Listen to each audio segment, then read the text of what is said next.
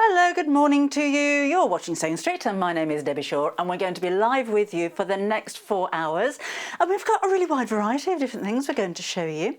Sally Stevens is in the building, so she's going to be coming over in just a second and introduce you to one of our new creative grid rulers. We've got I'm going to do a little bit of cushion making later on. We've got some amazing fabrics for you too. And Sally's going to be back later on to demonstrate how to make this amazing quilt that she's made behind us as well. So we've got a jam-packed full morning for you this morning. Now, if you would like to get in touch with us, if you have any questions, it is kind of, we have been saying that we're doing sewing surgery at 9 o'clock. So if you do have any questions that you want to send through, then feel free to do so. We have an email address that you can use, which is studio@sewingstreet.com. So you can send your pictures there, you can send your comments, and you can ask questions as well. And there you go. So studio@sewingstreet.com is our email address, or if you would like to go to our Facebook page, you can leave a message there. Now I've got my phone open, so I should be able to pick up your messages on here. If you go to the Facebook TV page, not the fans page. I'm not on the fans page. I'm on this one. Okay, I'm not allowed in the group. So that's Sewing Street TV. So if you go to the community section, you can leave a message there, and again post pictures and everything else. If you were watching yesterday, thank you so much for all of your comments. It was quite overwhelming. I was inundated. Even when I got home, there were messages on my website and on the Facebook page and everything. So thank you very much. And I'm keeping the balloons up. The happy birthday banner went. The cake has gone. I've still got my party guest. So I'm going to have the longest birthday ever, but no P&P free today, I'm afraid. However, it's only one P&P for the whole of the day. So if you order something nice and early now and get that £3.95 postage out of the way, if you come back at any point later on, all the way up till midnight tonight, you're not going to pay any extra postage. So it's kind of like P&P free after the first P&P. And because you've joined us nice and early, as usual, we have a special offer for you.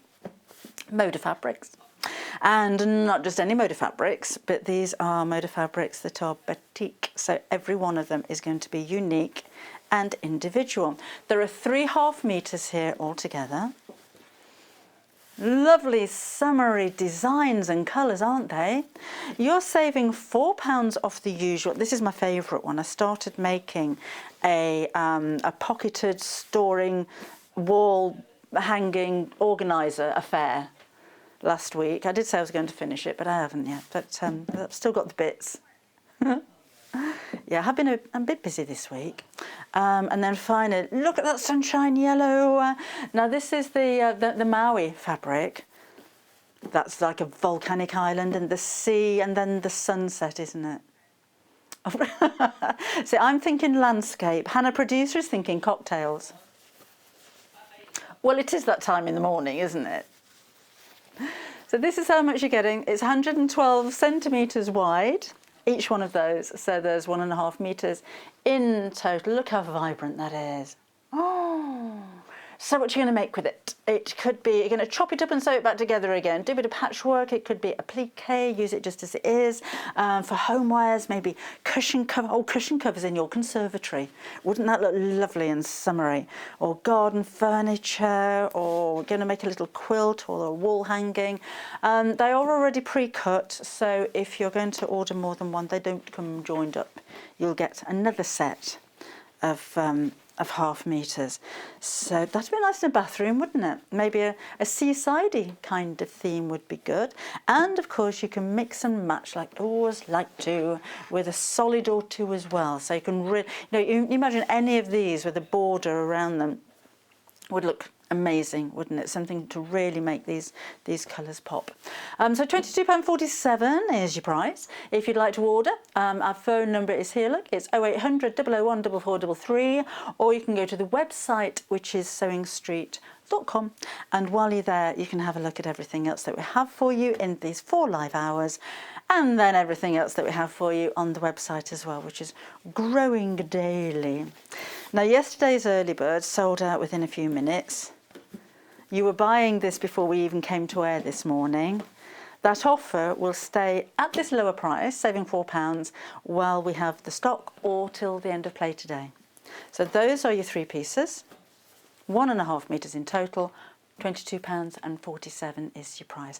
Love to know what you're going to do with it as well. come and show. Maybe you've bought this before. We did bring you some bundles last week as well, and individual fabrics. So if you've already got it and you've made something, I'd love to see what you've made with it. With this collection, by the way, we're not able to get any more. So if you think, well, not this time, I'll wait for it for next time, though it won't be a next time, and we've got less than 25 of these left now, so it's really very busy. You can multi-order, so it's again £3.95 all day, as many as you order and as much of anything else you put on your order. Maybe you want a sewing machine or a bottle of best press, no extra to pay, so stock up while we've got the special offers. Oh, talking of best press, this is the scent-free best press. Which went out of stock at the beginning of June, and you haven't really seen it since. So we've got it back for you today. So some of you did have a sneaky peek yesterday on the website, and you've been ordering this. Again, it's been really busy. So best press is your starch alternative. So it's scent free, it doesn't leave your fabric stiff. You know, sometimes with starch, if you over starch something, it goes white and chalky and you kind of brush it off. This doesn't, so it'll give a firmness to your fabric and a freshness to your fabric. It makes things easier to crease, so if you've got a difficult to fold fabric, maybe you're hemming a skirt made out of viscose. Oh, might make a skirt made out of viscose later on. It can be quite difficult because those kind of fabrics are very drapey and they like to fight back. So you try and crease and they go, oh. Or if you're using a jersey, a stretch fabric, they tend to roll. And they can be difficult when you're cutting patterns out to get an accurate cut. Soak it with best press and you'll find that those rolls will stay flat. So it's £11.99. It is not an aerosol, which may be beneficial for a lot of you. So just spray it onto your fabric and iron it. And that's it. It doesn't smell of anything. And in fact, the first time I used this, I was trying desperate to look for exactly what was in here because I thought it was water. It's got to be just water, but it does actually work to stiffen your fabric.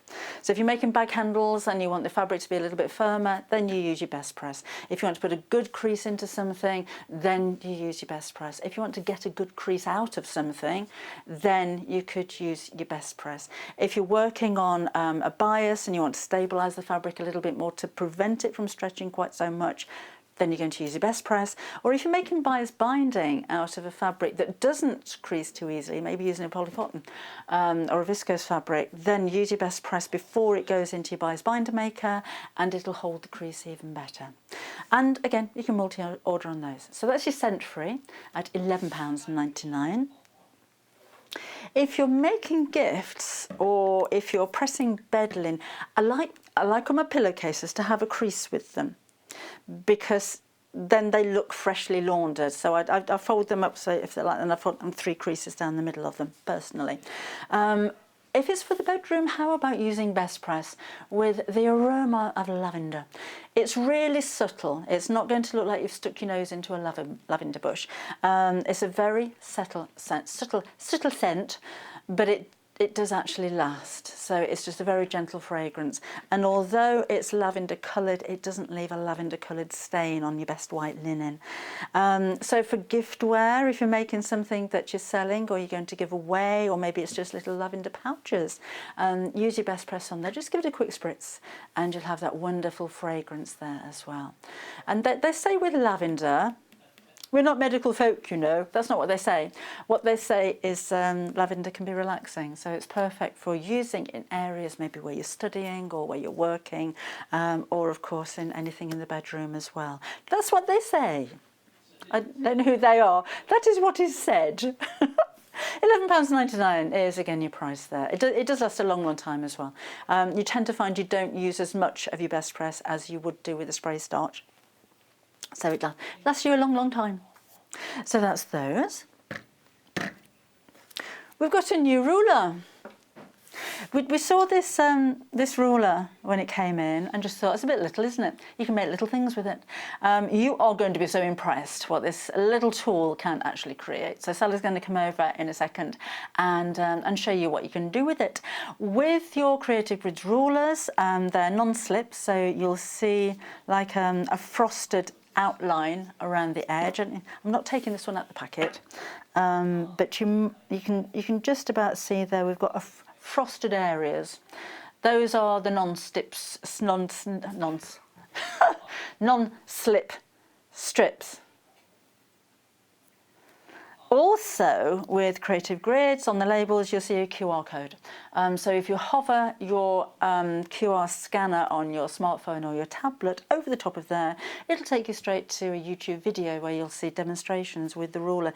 You can have a look on that YouTube channel anyway, if you like, and just have a look at Creative Grids and the different kind of things that they do. So if you go to YouTube and just put Creative Grids into the search bar, they've got lots of videos with demonstrations for all of their rulers. And of course you've got instructions and ideas in there as well. So that's £21.99. And we'll be having a look at that in just a second. So it's small but mighty, that one. We have a mega bundle of solid fabrics for you. And these are some of the colours that Sally's been using with the new ruler as well. So this is the complete bundle. There's half a metre in each one of those pieces. So that's 4 metres in total for £27.92. So 100% cotton and 112 centimetres wide. If you don't want the complete bundle, we can... Oh, we don't have very many of those left now. Down to single figures already. Found that one quite quickly, didn't you? Wow. We had a really huge rainbow bundle over the last few days, and that's gone completely. So we seem to be liking our solid bundles. We've broken this down for you then. So if you didn't want to go for all of them, you could just go for the purples. So that's a metre altogether, half a metre of each of those two. And if you did want to order those, that is £6.49 for the two. So that's your purple. That's a good price, isn't it? £3.25 for £3.25 for half a metre. You'd normally pay that for a fat quarter, wouldn't you? These are the pinks. So you've got a lovely corally pink and the fuchsia. And I'll just open one of these out so you can see how big the pieces are. That'll do. That's lining for a couple of large tote bags or backing for a cushion cover, isn't it? That is such a good price, and it's really nice quality as well for £6.49. So that's pink. Then we have the yellows. These are nice colours. They're all nice colours, but I like these ones. Mustardy yellow, kind of sunshine yellow, and then you've got the very pale, kind of buttermilky kind of colour. And again, £6.98 for those two. And again, 1 metre in total between the two of them. I'm just thinking that goes really nice with that, doesn't it? And then finally, got the oranges. So peach and tangerine, I'm thinking with these two, are a little bit fruity. Now on my screen, this looks a bit pink. It's not. It is a tangerine colour. It is orange. So hopefully it looks right on your telly at home. And again, that's £6.49. Useful colours as well, particularly if you've got heavily patterned fabric that you want to break up. Maybe just putting borders and sashing and stuff on a quilt. Okay, so that's the bundles. Have a look for more fabrics on the website if you wanted a little bit more inspiration. Right, we're going to have a look at Sally. We're going to have a look at what Sally's been doing with the brand new ruler and with the bundle of fabric in just a second. So I'm going to disappear to 2 metres across the studio over here and have a quick sanitise before Sally comes over. So we'll see you again in a couple of minutes.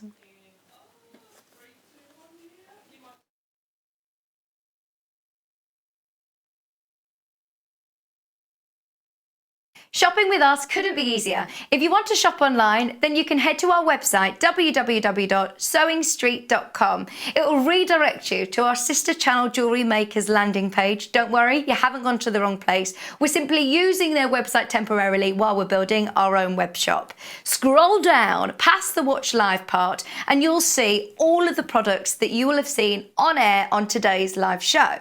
You can also shop our catalogue by clicking a category, clicking a product to view closer, and adding it to your basket. Once you're ready to check out, you will need to create an account, which is absolutely free to do so, but it will mean that you can check out on as many orders as you want throughout the day with still only paying one postage and packaging. If you'd prefer to speak to somebody in our UK-based customer service team, then you can do so via the free telephone line number 0800 001 4433. They will not only help you create an account, but will also help you with any of your online shopping.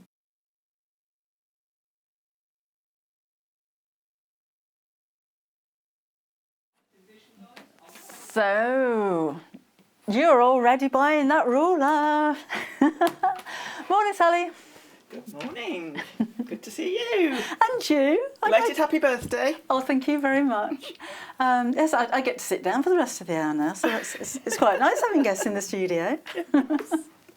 So this ruler, you were impressed with it then? Very impressed. I love creative grid rulers anyway, and rulers of all sorts. I've got quite a large collection.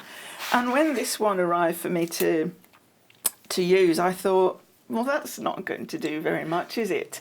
But I had such fun with it, genuinely had such fun, and made things like these little blocks, which you can make from an unfinished 14-inch block, which is the largest, down to a 3.5-inch. You can make a 14-inch block with that? Yeah, I know, it's amazing. And these, I can't wait to see. this one, for example, is a 12.5-inch, Okay. and that's not the biggest one.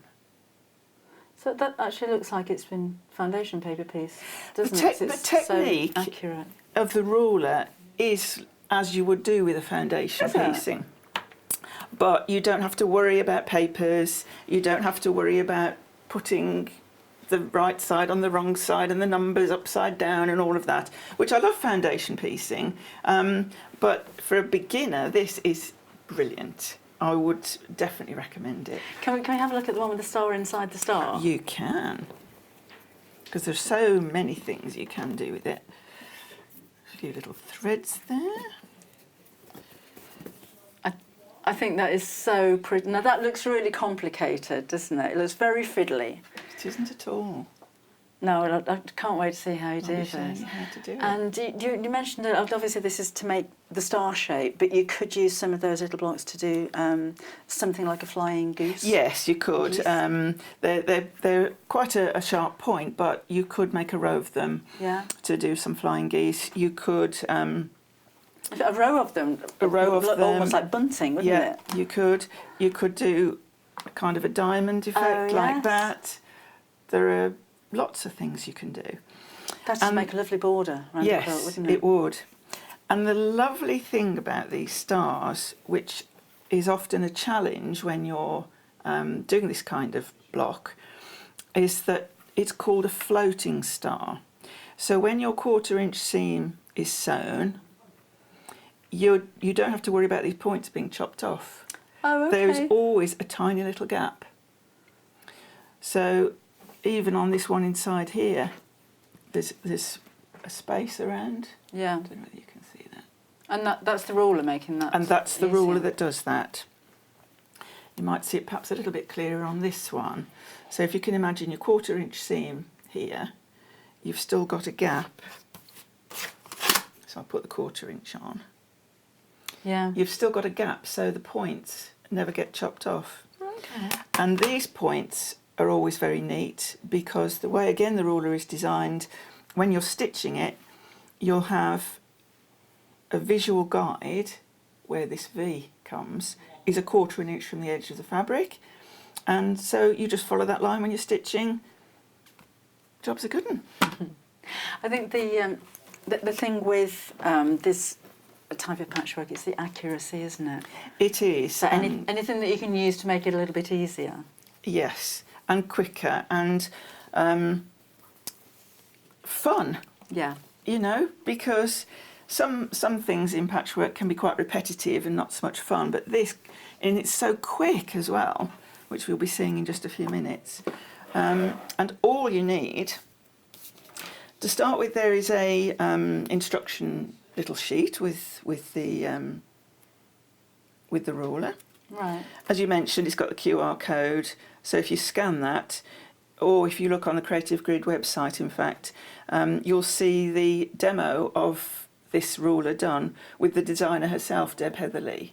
Oh, right. So that's quite nice, because she's very enthusiastic. A quarter of the stock of the ruler's gone. It's brand new for you today.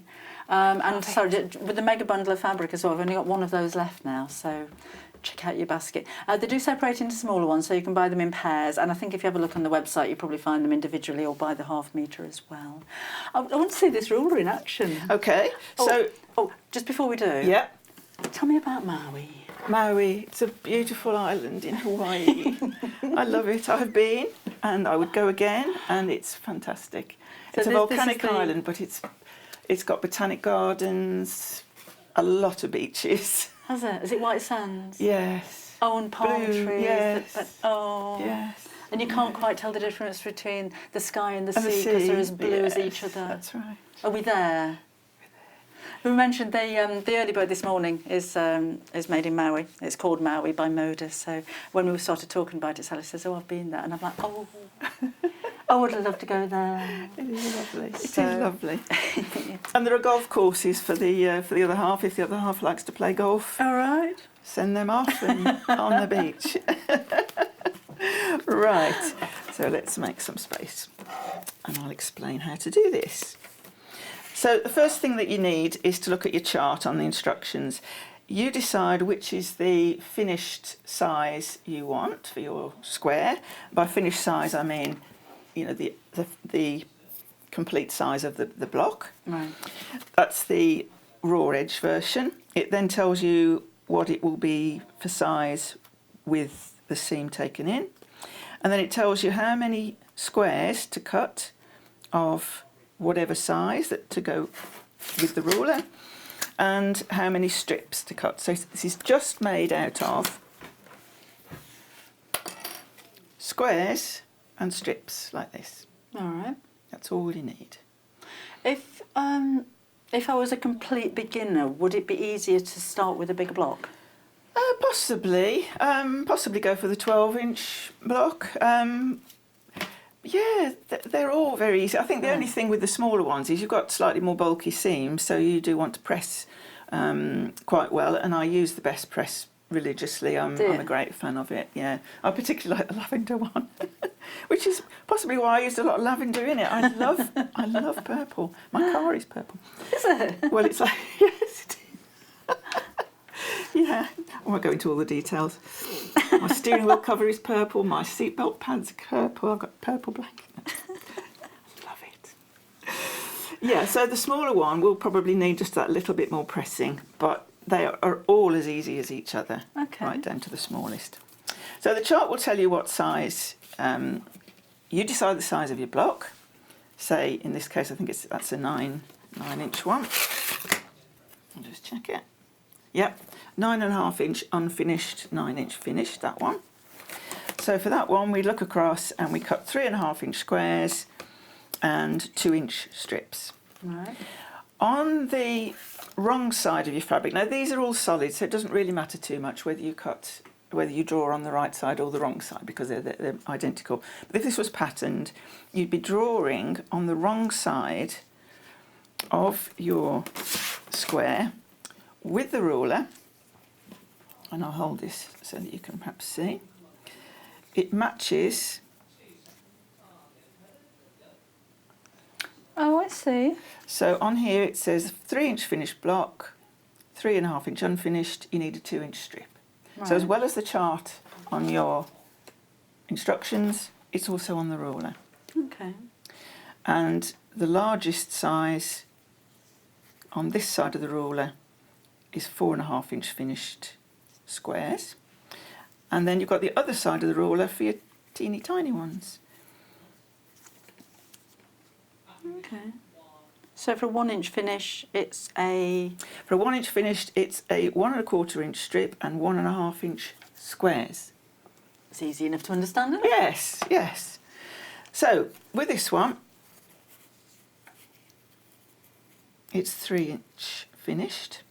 So we mark, and you need to mark this with a pencil or a fine marker or a pen, but not a marker that disappears when you iron on it, because we will be doing some ironing here and the marks will disappear. So line up the bottom edge of your ruler for the size you've chosen with the bottom edge of the square and draw your lines.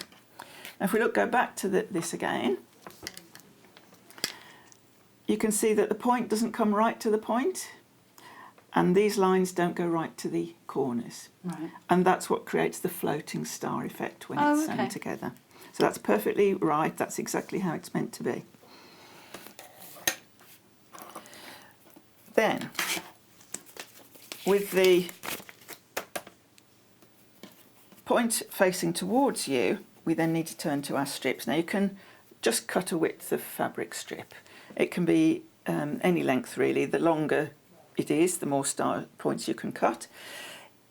In the instructions and on the ruler it says what size strip you should cut. So for this one it's a 2-inch strip, but the strip could be wider. So if you've got some leftover jelly roll strips you want to use and they're 2.5 inch, it doesn't matter, you can still use those. Okay.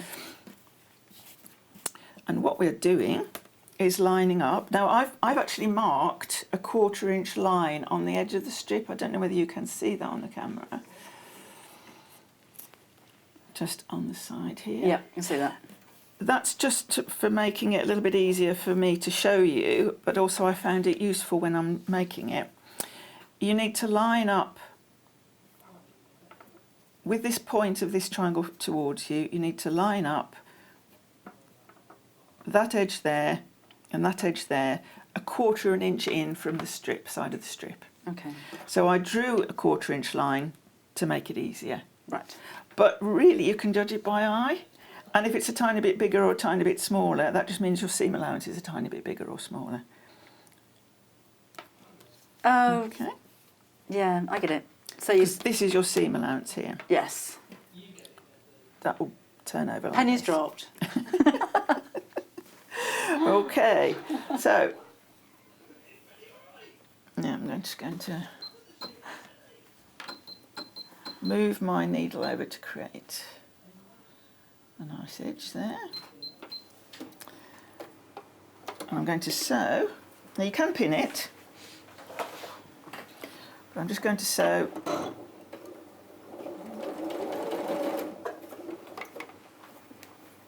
got my 1/4 inch foot on there, so just make sure that doesn't catch. Okay. So you're saying along the line, or I'm sewing along the line of the pyramid we've drawn. Right. Which is 1/4 inch in from the raw edge of the strip. Yeah. So we've done one. Just put the next one down. Same thing, facing towards you, 1/4 inch in.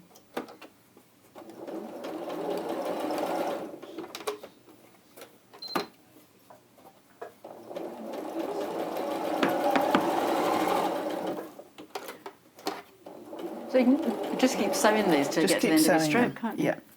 So I'll do 3 to start with.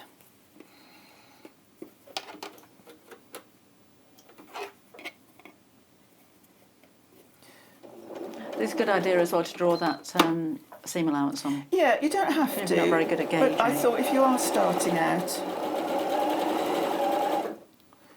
it does help. So can you see there? I've got those three sewn on, and you'll just keep going. Okay. You need 8 for a complete block. So then we just trim those apart.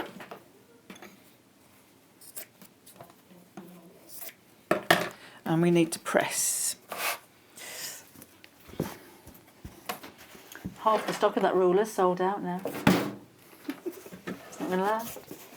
We need a bigger studio with bigger counters and bigger tables and I'm a bit of a spreader. A bit of a bore going on and on about this bigger studio that we're getting. It's going to be amazing. There's a champagne bar. Oh, perfect. Yes. Oh, lovely. Golf course. Yeah. massage. Oh yes. Yeah. Hair and makeup. I think we should have a Maui theme. Oh, that would be Crashing good. waves. That would be good. So the first thing I've done now is what I call set the seam. So I just press whatever I've sewn the way that it was sewn, and that just beds the stitches nicely into the fabrics, and that creates for a sharper edge. Now we turn it over, press back. Same with this one. It's a little bit like crazy patchwork, but accurate, isn't it? It is. And it is, as I mentioned to begin with, a kind of foundation piecing technique, but there's no papers in it, no numbers to worry about.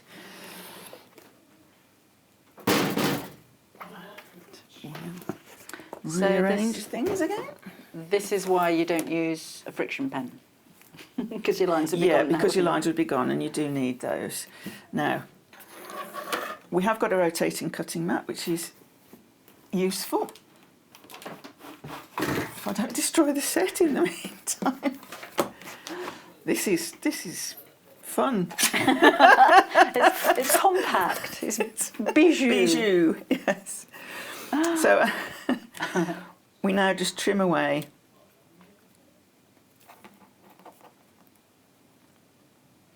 the excess.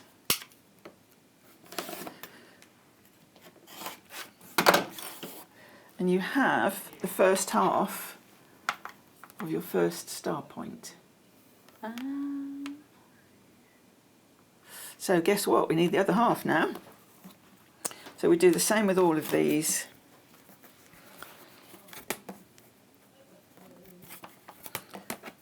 And we don't have to trim away the background square. Do you not trim the yellow? No, Oh, okay. it suggests you don't, to help stabilise the fabrics, because they will be on the bias now. But you could do, I mean, you could chip that away if you wanted to, but I didn't with any of these. And I did find it was, it worked quite well. So I'll do one How more. long have you been quilting for? Since I was about 14. Really? Something like What that. got you interested? Ages ago, well, obviously ages ago, because I'm over 21 now. There was a BBC programme about patchwork and quilting, and there was a little book to accompany it, and it was one episode a week. It was before all the craft TV we have now. I would have been about 14, and I just thought this was brilliant. But we didn't have rotary cutters, we didn't have the rulers, and I hand made a cushion with loads of odd fabrics, silks, satins, cottons, which really didn't work too well. And then, I'll drop this strip, excuse me, then hand sewed a floor cushion with corduroy curtain samples, which nearly destroyed my fingers. Wow. But yeah, that's how I got into it. Because a lot of time, I think that a lot of people's first experience of sewing is dressmaking at school. Dressmaking seems to be the first thing that people That nearly put me off for involved life. with. Did it? Yeah. The first thing we had to make, I think, was an apron, which I thought, what's the use of that? Although we did do cookery lessons then. And the second thing I had to make was a pair of shorts. Well, I mean, still got nightmares about it now. You still got the shorts? No, and if I had, it wouldn't fit in them. So. No, they were quite pretty though. So we've done our first point. We're now going to, we did that with the point of this triangle towards us. Right. We now turn that around and do exactly the same principle. The point of this triangle facing away from us, still the 1/4 inch line. You can still keep kind of, almost like piecing them, isn't it? As you, Yeah, you're same. chain piecing them. as you're doing that, morning Dawn. She says, morning Debbie, thoroughly enjoyed yesterday's show, really looking forward to today and seeing some piping. We're doing piping at in the next hour at 9 o'clock. I've got a couple of different examples for you. Now remember, you can come through on Facebook, which is where me and Dawn are. That's it. Or you can email. It's studio@sewingstreet.com if you... Only me and Dawn on Facebook this morning.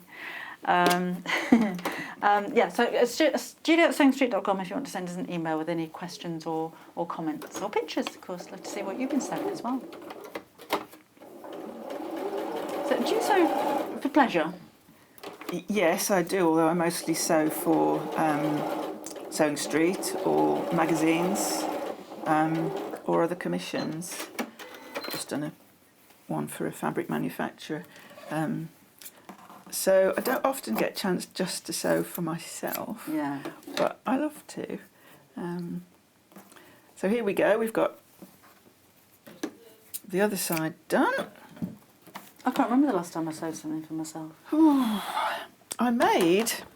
I put it on Facebook actually, I made some pattern weights, little pyramid ones, and I just put tassels on the top, just with odd scraps of fabric. You can use them for juggling balls as well, but I made them for pattern weights because with the nice weather we've been having, I quite like sewing and cutting outside. Yeah.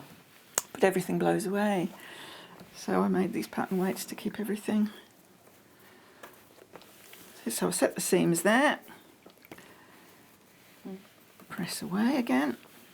That brand new Creative Grid ruler, remember, we are down to our teens now. I love it when I hear we're in our teens. I'd love to be back in my teens. In my head, I still am. With your shorts on. With my shorts. Yes. Oh, that was hideous. We had to make a cover for our cookery baskets. Oh yes, I still have mine. Do you? I still have my cookery basket and the cover. Yeah, I've made several more since, but yes, yes. Apparently they're bringing it back, you know. Good. I'm going to trim this again to level with the square. I don't know what it's like. It's been a long time since I was at school, but there was a lot of necessary things that we weren't taught at school. Banking, mortgages, yeah, savings. I remember when my very first ever job, I was a trainee draftswoman, and one of the guys in the office said that he needed to draw some money out the bank and he'd forgotten his chequebook, so I offered to lend him mine. Yes. No idea how it worked. I was only laughing there, not at you, but when Mum was expecting me, she was working she was a drafts person. Oh, she? And the first job I had was as a sort of filing clerk in a drawing office. Oh. Isn't that funny? We've got the same mother. Did your mum sew as well? Not with a machine, no. She's hand sewing. She was more of a knitter. All right. And in fact, even until literally just before she passed away at Christmas, she was knitting for charity baby blankets and so on. Charity. So here you go. Can you see? These are my star points. I see what you mean about looking like foundation piecing. Yes. It's that accuracy, that point, It is. And I'm doing it very quickly, but you can see it does grow very quickly. And then to assemble it into these star blocks,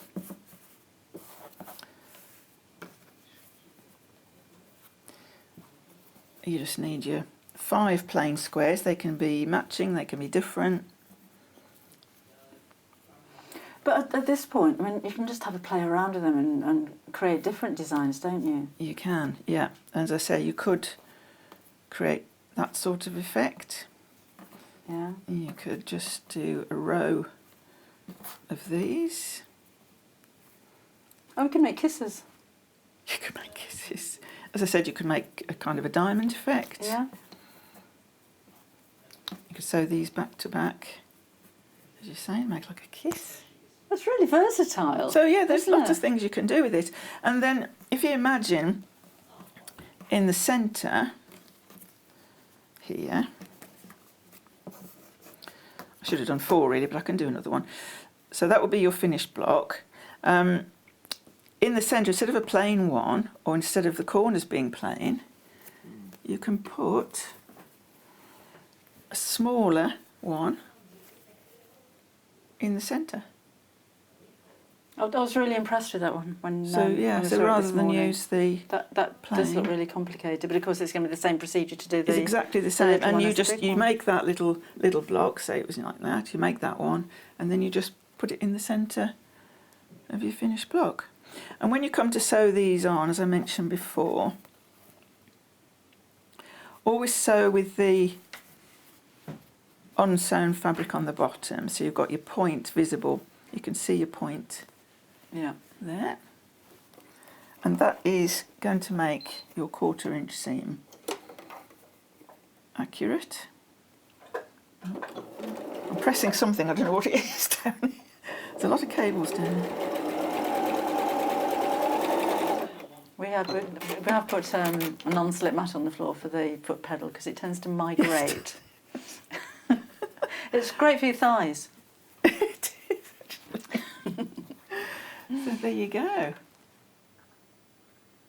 I'm really impressed as to how versatile a little ruler like that is, because again, when we first saw it here, I just thought you won't be able to do much with that. You can make little triangles by the looks of it, but I'm surprised how easy it is, how accurate everything is, and the size that you can go up to a 12-inch block. You can go up to 14 inch. 14-inch block.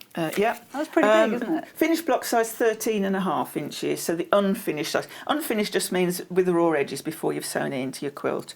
So the biggest finished block size is 13.5. And for most people, a 12-inch finished block is what you want. So that's the next size down. And that uses 4.5 inch squares, which I think is this one, and 2.5 inch strips. Okay. How do you put your colours together? I know a lot of people. It's nice when you've got a bundle of fabric that's already been put together for you. But what colours would you use to make that stand out? If I'm doing something like this with fabrics I've been given, I was just mixing and matching to see how they went. I love the orange and yellow. I love the purples and the pinks. This one was to show that you can make each of your star points a different colour. So your strip would be that side going one way, that side, that colour going the other way. And this one was just really crazy. I just got some bits left over. So even from, on the larger blocks, you will have slightly larger pieces of strip left, and you can use those for your next star points. And quilting-wise, how would you do that? So quilting-wise, first of all, you'd press this all really well, join your blocks together either as is, like that. So say that was your quilt pattern. You join those together. Then you can either stitch in the ditch, which means along the sewing lines you've done, or you could do echo quilting, which I quite like, which is perhaps 1/4 inch inside each of the lines. You could meander all over it. You could applique something in the middle there if you wanted to. So yeah, and when it comes to colour choice generally, if I'm designing something from scratch, I tend to look at what colours go together well, either in something I've already got or a page of a magazine, because those designers, I'm not a graphic designer or a colour expert, but if someone else has designed something that looks really nice and it goes well together, why not use that? So if you see a pink, 2 pinks and a mauve that go nicely together in a picture, it might be a garden magazine even, and you like the harmony of the colours, then echo those in the fabrics that you buy and you use. I don't know what I like to look at the Pantone colours, but where they've got a Pinterest page and they have like all of the swatches of colours, but then where they got the colours from. Yes. And it could be a seascape or a bunch of flowers or That's I don't right. know. And they just pick out the colours and they really go well together. I think when you see colours put together, sometimes you think, well, I wouldn't really have done that. You see it in nature. And anything goes really, doesn't it? It goes, yeah. So I'd love to see something like this in black and white. I think that would Yeah, be I think black striking. and white would be good. For Christmas fabrics, it would be fantastic. Yes. You could make some lovely Christmas. These would make good. I'm always harping on about placemats. I love placemats and tableware. So yeah, I would make these perhaps into table mats and bind them. Christmas fabric would be fantastic. Easter fabric, whatever have you. We're doing Christmas soon, aren't we? Well, it is July. It is after July. all. It's about time we did. We've got a message from Doreen. I'm just looking for. Morning, Doreen. She says, "Morning, all. Can you remember Betty Foster when she was on the TV?" Yes. I don't remember. Adapting to Fashion, it was called. What's it? Yeah, I've still got her books. Have you? Yes. I'll have to have a look at that, Doreen. I've not heard of her. Yeah, she was another lady that was on the TV, similar sort of series. Yeah. And it was how to make a pattern to fit you. So it was called Adapting to Fashion. Yeah. Oh, I bet there's a YouTube, isn't there? I'll have a look in a minute. I must be a lot older than you. No, actually, you're probably not. We only had one TV in the house, and my dad watched it. We weren't. There's nothing on during the day anyway, but we weren't allowed to watch TV. So. We didn't have a TV until I was probably about 10, and we didn't have a coloured TV until I was about 15. Yeah, we were the same. Yeah. I can remember our black and white telly. It was a Murphy, and I can remember it being called a Murphy because I had a little Camberwick green set, and Mickey Murphy was the baker. Oh, I love and I Camberwick thought green. somehow It was linked. Yes. it was related. And like the screen was that big and that thick, and then the big tube on the back of it. I know. I used to think the wooden tops actually did go into the back of the television. Wooden tops. The spottiest dog you ever Yes. pictured. So would you like to see another? Yeah, I want to just reminisce. Such fun. Lynn's reminiscing as well. Morning, Lynn. Hello, Debbie and Sally. She says, "Hello, Lynn. Hello. Just enjoying the cat about dogs and schools." Oh, jobs and schools. So we haven't talked about dogs this morning. Jobs and school, I know. She's the same age as me and ended up in banking, me too. And it was either that or insurance. Loving the show, she says, and it's so nice to have company again. It is nice, isn't it, to have a little bit of interaction. I had to learn how to type. I went to typing college because that was your fail-safe. You could always fall back on a typing job. Morning, Tracy. She says, "Love the shows yesterday and loving the demo of the Strippy stars as well." "Morning, lovely ladies," said Caroline. I always love to have your messages this morning. Keep them coming in. What was your first job? I didn't really want a sensible job, but that's what you did. You had to, had to have something that had a pension and reliable, and something that you could. It didn't last very long. I got into from being in a drawing store, just like as a clerk. I started because I like things that happen quickly and they're easy to do. So I started rearranging their systems. So gradually I got into like time and motion studies, and then into IT, and so really my career was in IT. Oh. And then developed into being a writer. Technically, I am a writer, and I can't type. Well, I mean, I can. I can obviously hit the keys, otherwise that wouldn't work. But no, I can't type. But I learn where words are on the keyboard, so Right. I just know where a complete word is. Weird. So yeah, and that's how I got into being a magazine editor then, because I had some gaps in some writing work. Became a magazine editor, quilting magazines, and that's how they phoned me for this. It's funny how it works out, though, isn't it? I mean, even probably 15, 20 years ago, if somebody would have said you're going to be sewing and that's going to be your profession, I wouldn't. It was a hobby. Well, Never my expected sewing teacher this. would definitely laugh her socks off after my shorts. I was told about a careers talk at school. It was Mrs. Beer, and she was the wife of the deputy head. It was all very proper at the grammar school, you know. And she asked me what I wanted to do when I left school, and I said I want to join the police force. And she went, "Oh, Deborah, you like animals, you should work on a farm." And that was it. That was my careers talk. Oh. And look what happened. Should we do a bit of sewing? Would you like me to do a bit more demo? How are we doing for time? I can demo with slightly larger. We've got... Oh, we've only got... Oh, that's gone quickly, hasn't it? It has, we've been chin wagging. Honestly, we need I'll do a longer days on air. I'll do a slightly larger one. Just to give you a reminder of the ruler, though, we're about to sell out. So if you do want to get hold of it, now would be a good time while we've still got a couple left.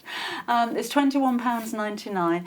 You do have instructions. You do have a link to Creative Grid's YouTube channel as well. So you have got kind of more ideas and inspiration and instructions on how you're going to use the ruler as well. A couple of minutes then. Okay, so I'll just show another example. So you've got your strip according to the measurement on the tool and on the, where's my ruler? According to the ruler. So this one is going to be a 4-inch finished block. Start with a 4.5-inch square and a 2.5-inch strip. I haven't marked the 1/4-inch line on this one, so you can just do it by eye, basically. But as long as you're sewing accurately on the line, It's sewing accurate on the line that's more important, because all that will happen on the reverse side is that your seam allowance will be a little bit larger or a little bit smaller. Right.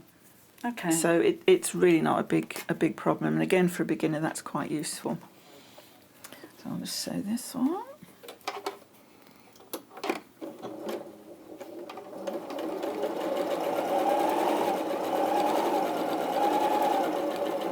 Else is there. Love it when you send messages. It's not like working being here, you know. I shouldn't keep saying that, should I? They'll stop paying me. I'll press that one.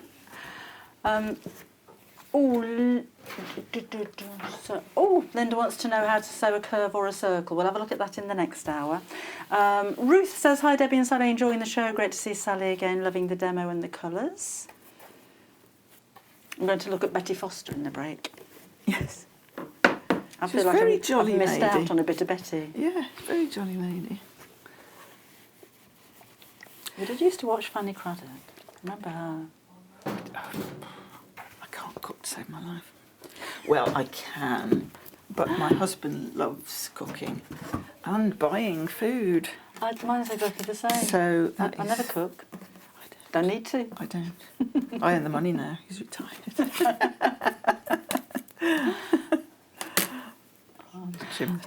By the way, the tools that Sally's using, for instance, that rectangle ruler, we do have those on the website as well. So if you wanted to pop one of those on your order, we'll give you the details in a sec. There you go, £17.99, and that's the 12.5 by... That's 12.5 by 6.5, that one. Lovely. Yeah. Which is a good size for taking to classes and things as well, once we ever get back to go to classes. But yeah, it's a great ruler for zooming. It is, and also one of my favourites is a 12.5-inch square ruler. Although you've written your name on everything. Oh yes. Just in case we get tempted. Again, on the website we've got lots of creative groups rulers. I do. I have my name on everything, and I do get teased about it. But because I also do teach classes and things, people want to borrow this and borrow that, and they don't mean to walk away with it. But occasionally, something goes missing. So, yeah. I was blaming Delphine for walking off with my phone yesterday, and it was in my back pocket all the time. So we've done the one side, we're going to do the other side. So the point of this triangle is towards us now, 1/4 inch from the raw edge again.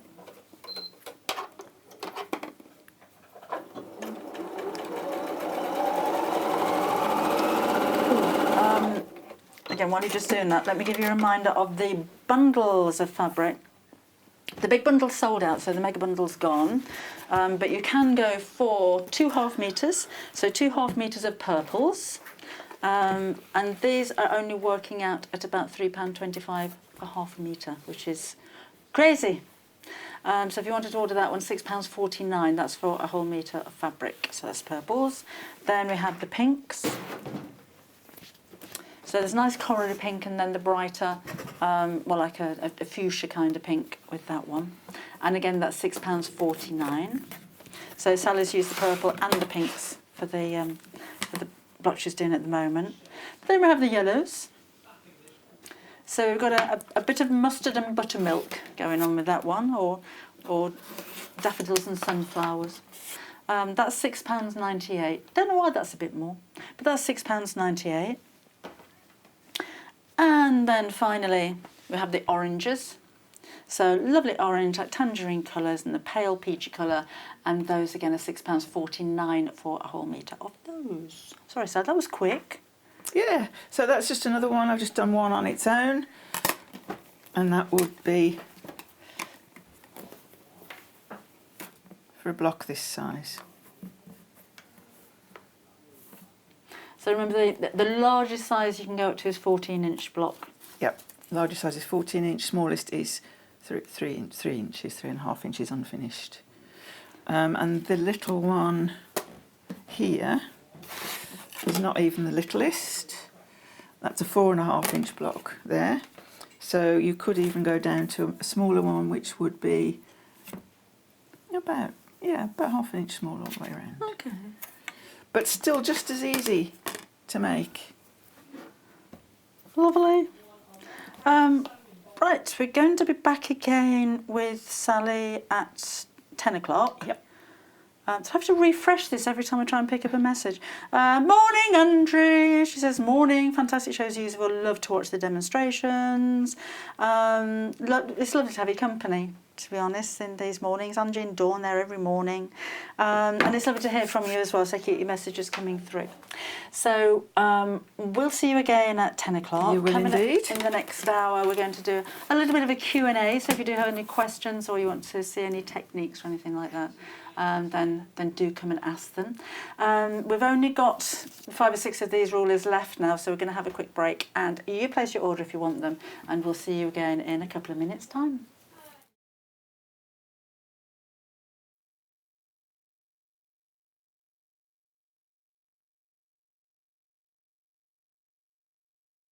Hi there, my name's Alison Marion and I'm thrilled to be joining the Sewing Street family.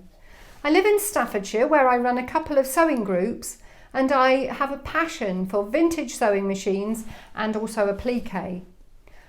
I've stitched in some form for as long as I can remember, but I absolutely love teaching and helping people stretch their skills and hopefully demystifying some of the techniques that can be quite daunting for beginners. So I'm looking forward to meeting the team and getting into the studio. See you soon.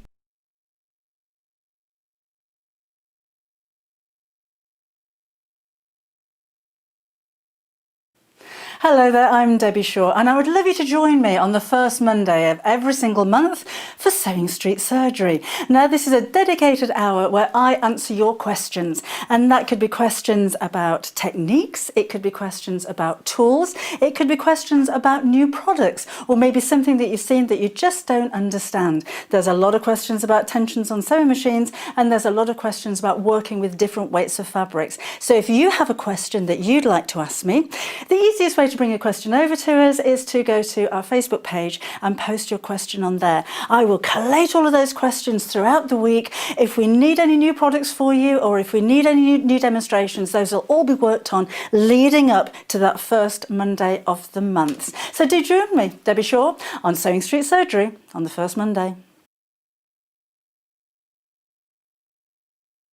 If you'd like to get in touch with us during our live show and send in any messages or any questions, then you can do it on studio@sewingstreet.com.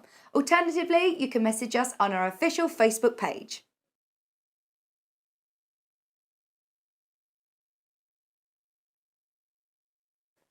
Hello, I'm Carrie from Living in Loveliness and I'm delighted to be part of the Sewing Street team. I'm based in Wolverhampton and I absolutely love working with fabulous fabrics. In particular, I love working with fat quarters and showing you how to get the most from your scraps. I love bringing communities of sewists together and encouraging people to sew for greater causes. Most recently, we have been sewing for our NHS and key workers. I look forward to bringing you hints, tips and techniques. I'll see you soon.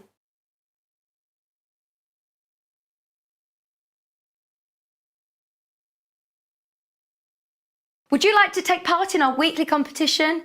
If you do, then all you have to do is head to the Sewing Street fan page group on Facebook.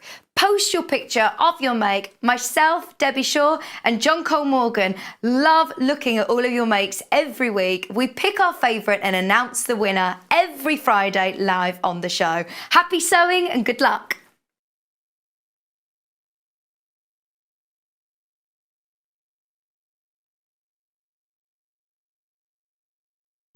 See you on the show.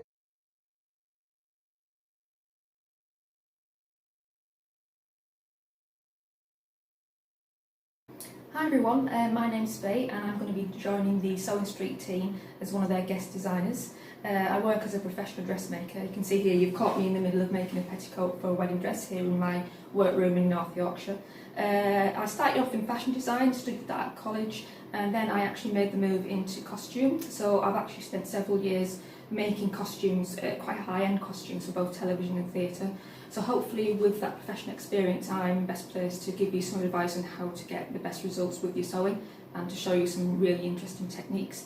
So it would be great if you could join us for that if you're an avid dressmaker, and I look forward to seeing you.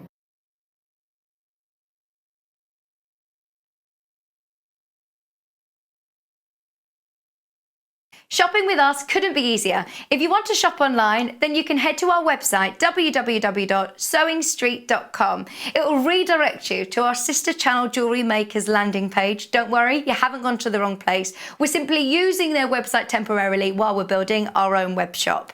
Scroll down past the Watch Live part and you'll see all of the products that you will have seen on air on today's live show. You can also shop our catalogue by clicking a category, clicking a product to view closer, and adding it to your basket. Once you're ready to check out, you will need to create an account, which is absolutely free to do so, but it will mean that you can check out on as many orders as you want throughout the day with still only paying one postage and packaging. If you'd prefer to speak to somebody in our UK-based customer service team, then you can do so via the free telephone line number 0800 001 4433. They will not only help you create an account, but will also help you with any of your online shopping. Hello there, welcome back. You're watching Sewing Street and my name's Debbie. Now in this hour we've got a whole selection of fabrics for you, but it's all about the Q's and A's. So if you want anything particular demonstrating, as long as I've got the tools here to do it, we can do that. If you've got any problems with your sewing machine or you've got a UFO, then just come and let me know and we'll see what we can do to help sort you out. Meanwhile, I want to show you some of these fabrics. Well, I'll show you through all of them actually. Starting off with one of my favourites. I love this fabric. So if you wanted to order, this one is KPY H61, 100% cotton, 112 centimetres wide, but I love that design. Glamorous classic ladies, and they're all Victorian ladies. There's lots of detail in these designs as well. When you look at the dresses, the prints and the swirls and the flourishes, and they're just beautiful. So portfolio cases, notebook covers, maybe you have a theme in your sewing room. Or dressing table set would be nice, wouldn't it? Tray liners and things like that. Oh, like the tray liner in my book. That would look so nice. And it's not quite monochrome because it's got a slightly kind of yellowish tinge to it as well, which adds to the vintage kind of look. Do you know, I don't think I'd like to have lived in that era. It must be really uncomfortable wearing all those layers and bustles. It must have been really heavy. But very glamorous. They used to spend so much effort getting ready in the morning, didn't they? I mean, it must have taken ages to do your hair. You know, we've got something like these going on. Very fancy. Feathers in the hair. I used to have an original flapper dress. One of my cousins, or I can't remember how you name the first cousin once removed or something like that. She was my dad's cousin, was a dresser for Marlene Dietrich, and her husband was what do they call them? The leader of the orchestra. The conductor. He was a conductor in her orchestra, and she came home with one of the dresses that she'd used. I think it was a theatrical dress, so heavy. I mean, by the time it was passed down to me, it was like dark brown with a gold tinge. It would have been gold at one point. It was all hand painted, and then there were beads this colour, just hand sewn all over it. But it was before zips came about, so it fastened down the side with tiny little hooks and eyes that had all been sewn on by hand as well. But because of the beads, I mean, it was only sleeveless straight across, but it weighed an absolute ton. It was gorgeous. So I went back in time then. There you go. Oh, we've got less than 10 metres of that one remaining now. I think that would look lovely because these are by the half metre, so you can join them up as a pair of curtains. I'd love to see that. I mean, oh, and then if you have or maybe a blind with a black and ivory striped wallpaper with really big stripes would be very avant-garde, wouldn't it?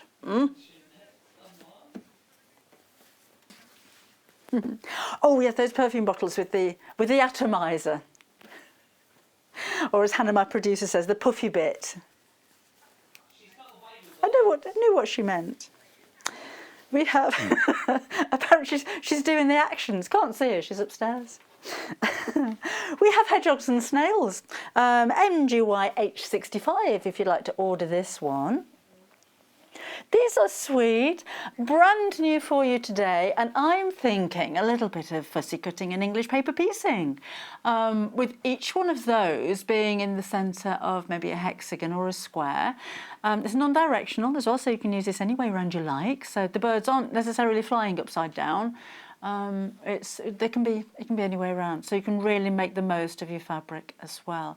Who would have thought that a fabric with snails on would look so good? In fact, snails and birds together don't really go, do they? It might do that with hedgehogs as well, apparently. Or is it slugs? Oh, I don't know. £5.99 for your half metre. So this is Enchanted Garden. So you've got nice cream and dark grey colours there. That is brand new for you today. Then we're going camping. Right, so here we've got camper vans and caravans. We've got more coming up. So this is the activity section of the show. NSY H98 if you'd like to order this one, and again they're all by the half metre, so they do come joined up if you wanted to go for more than one. So if you are thinking blinds, cushion covers, chair covers, larger items, then you could order these, order meterage if you like. So, oh look, we've got the surfboard, that's what I'm thinking. Classic little camper vans, the caravan with the awning on it, little deck chairs, and the car. Oh, this takes me back. We're all nostalgic today, aren't we? Because we used to go camping when I was a kid. I had a caravan with an awning, and me and my sister used to sleep in the awning, and the dog used to jump on top of the ground sheet because there were frogs underneath it. It was very entertaining in the middle of the night. I think things have improved an awful lot over the last 130 years. I think we're a little bit more modern now. But it didn't have a car exactly like that. It was an estate car, and it was on Austin, Cambridge, but it had those kind of wings on the back, so the rear lights with that shape, and it's just like wings, and the registration number was FLH515C. I know. So I've gone back in time, but these are quite nostalgic, aren't they? They're really retro kind of themed. Then more kind of holiday themes here. Now then, we've got little buggies. We've still got the camper vans and the surfboards. This is a little bit brighter colours. And the garden sets, beach balls. They're fun, aren't they? This is going to be a beach bag. You're thinking about holiday things, maybe a drawstring bag, or if you've got a beachy type of theme, maybe in a bathroom at home, that would look nice. Big drawstring bag to keep your laundry in at the back of the door would work really well. This has got barbecues on it as well. Really detailed. Love the camper vans. Proper authentic. My niece got married a few years ago, and they had a camper van as their wedding car, which is quite nice. Where are we? I'm looking for thick coats. I know where I am, really, and I'm getting old, but I do remember that. LSYH93 is your item number for that one. They're all 100% cotton and all 112 centimetres wide.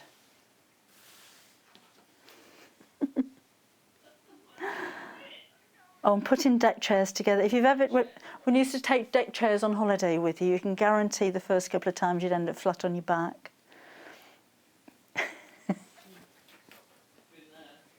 So that's your.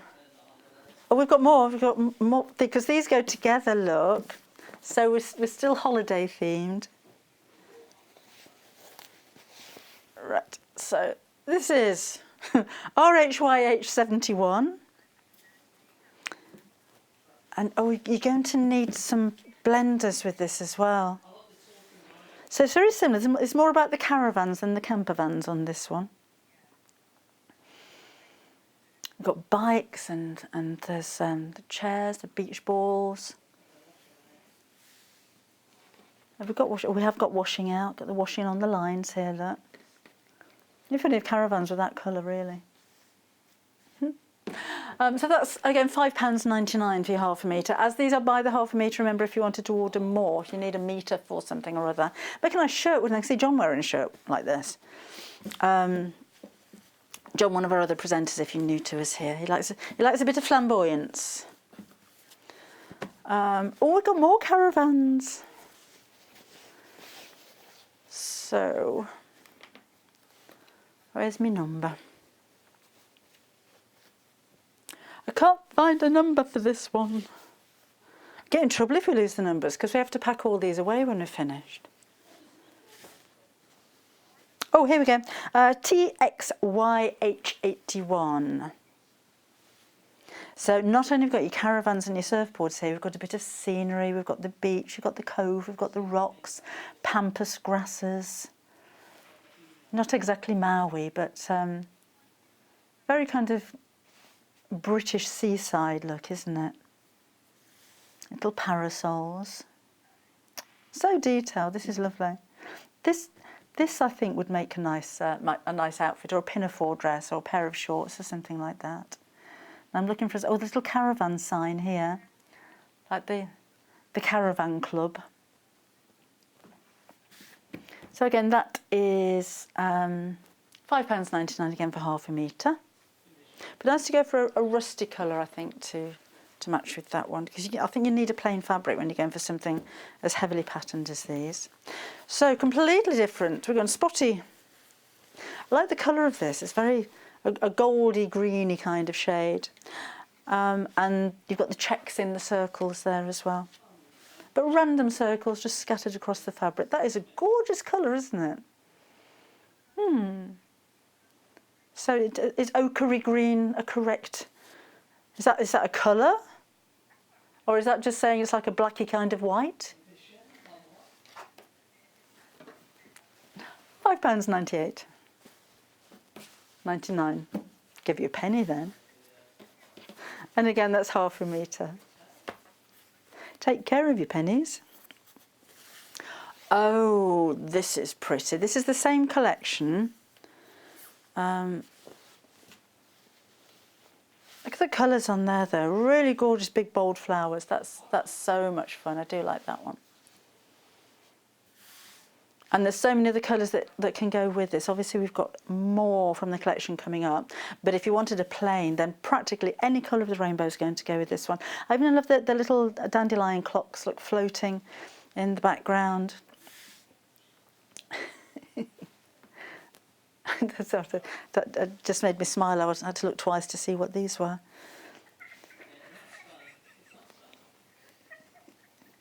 But look at the detail again on the petals. And I love those colours. And again, it's still quite retro, isn't it? 100% cotton. Summer days for £5.99.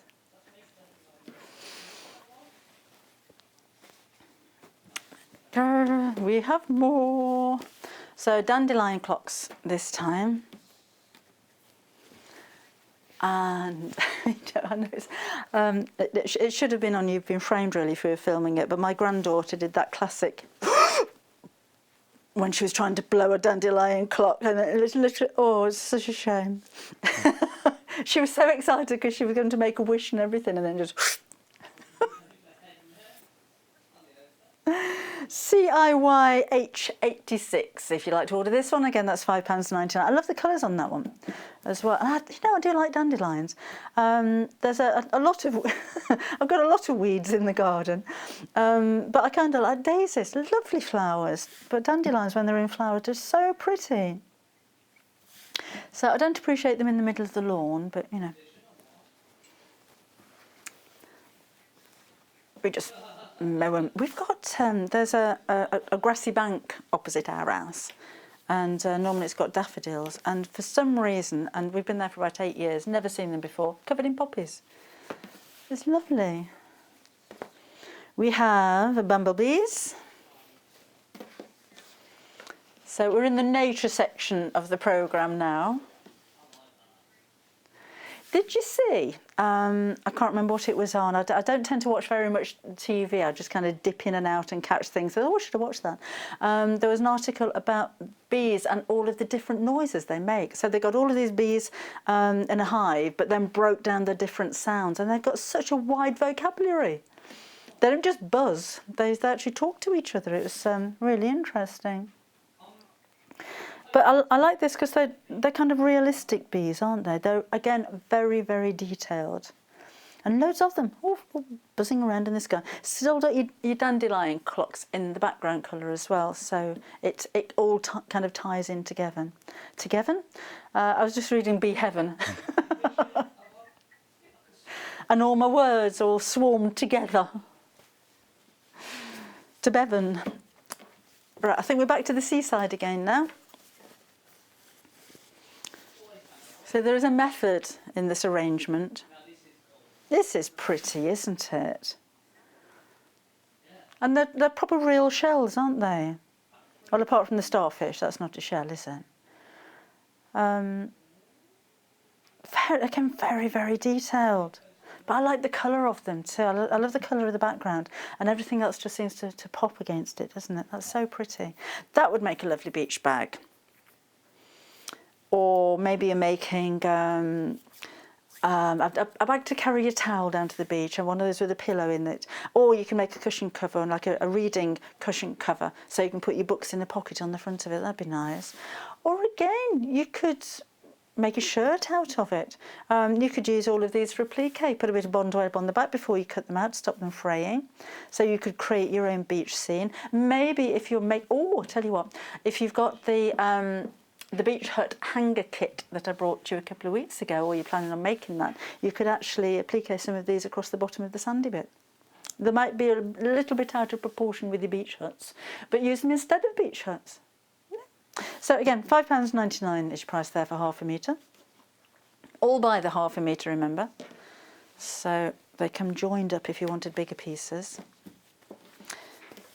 We're in the sea now. So, deep blue sea. This one has been really busy, particularly already.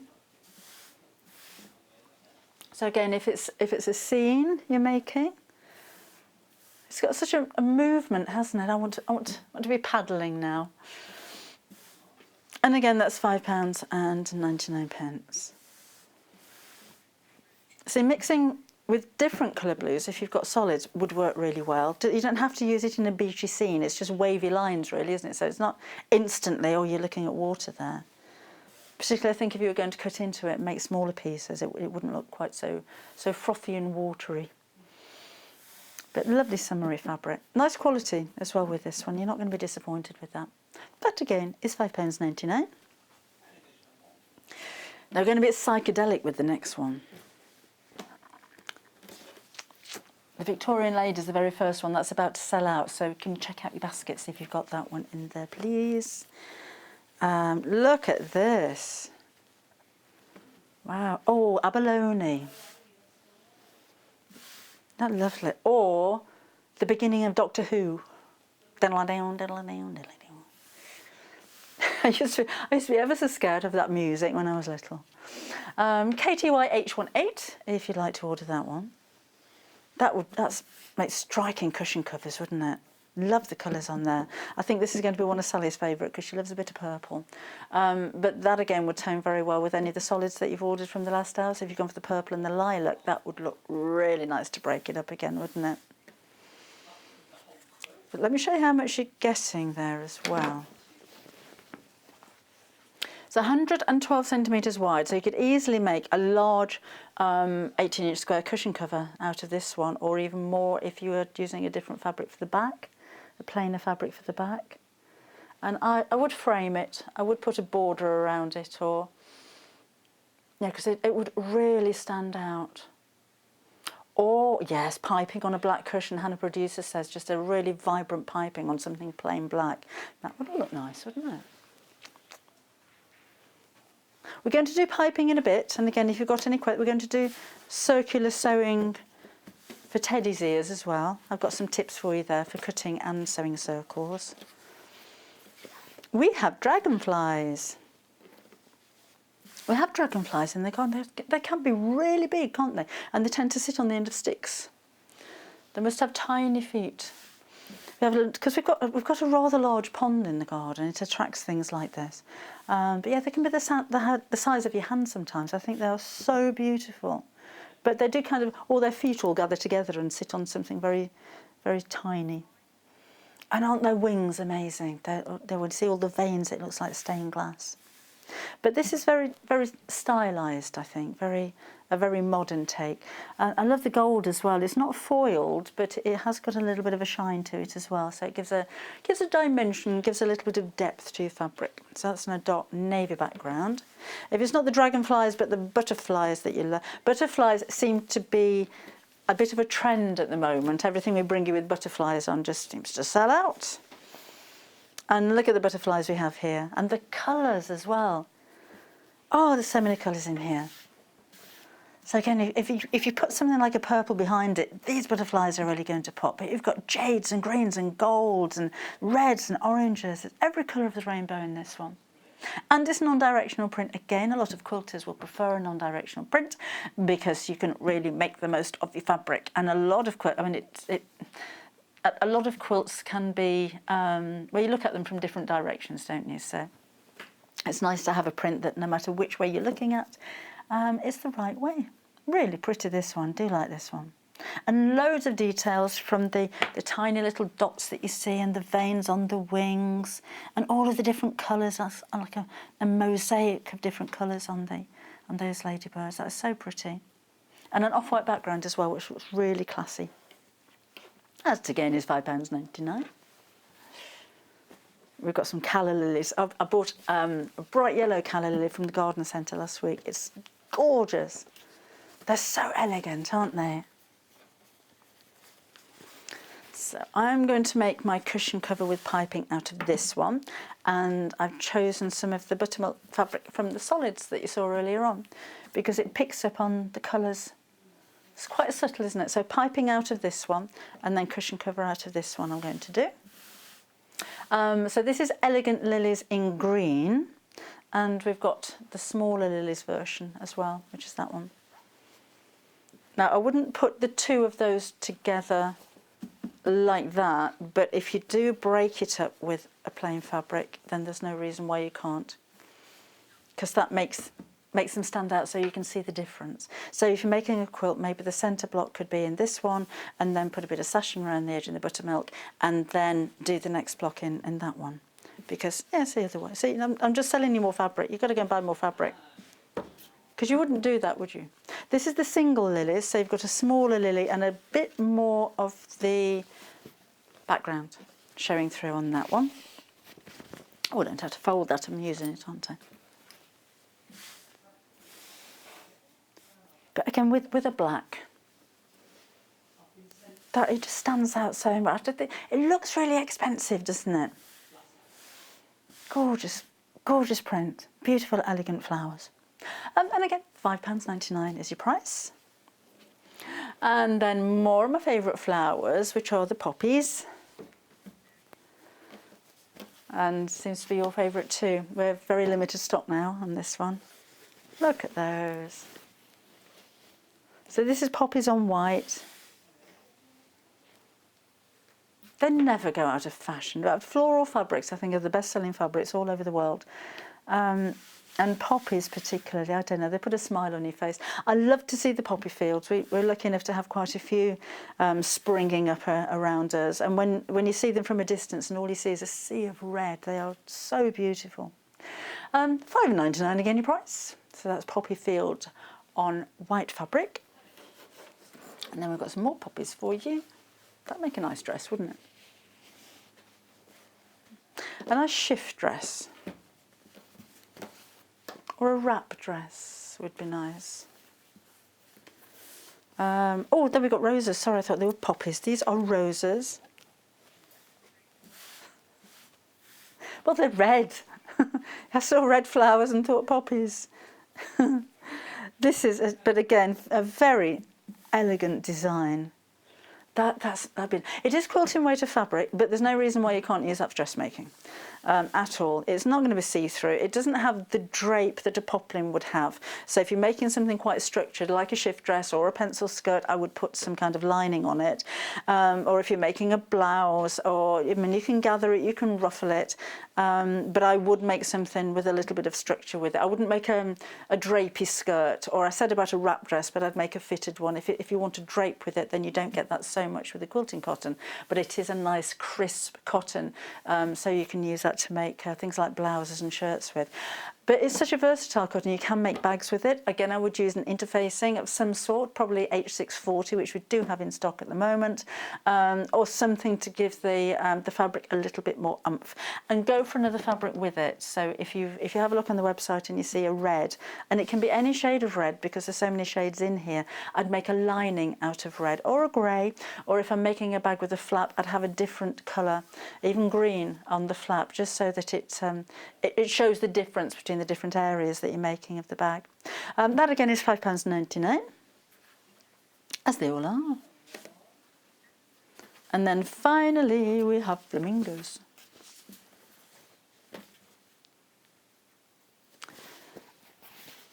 There we go, again on the grey background with this one.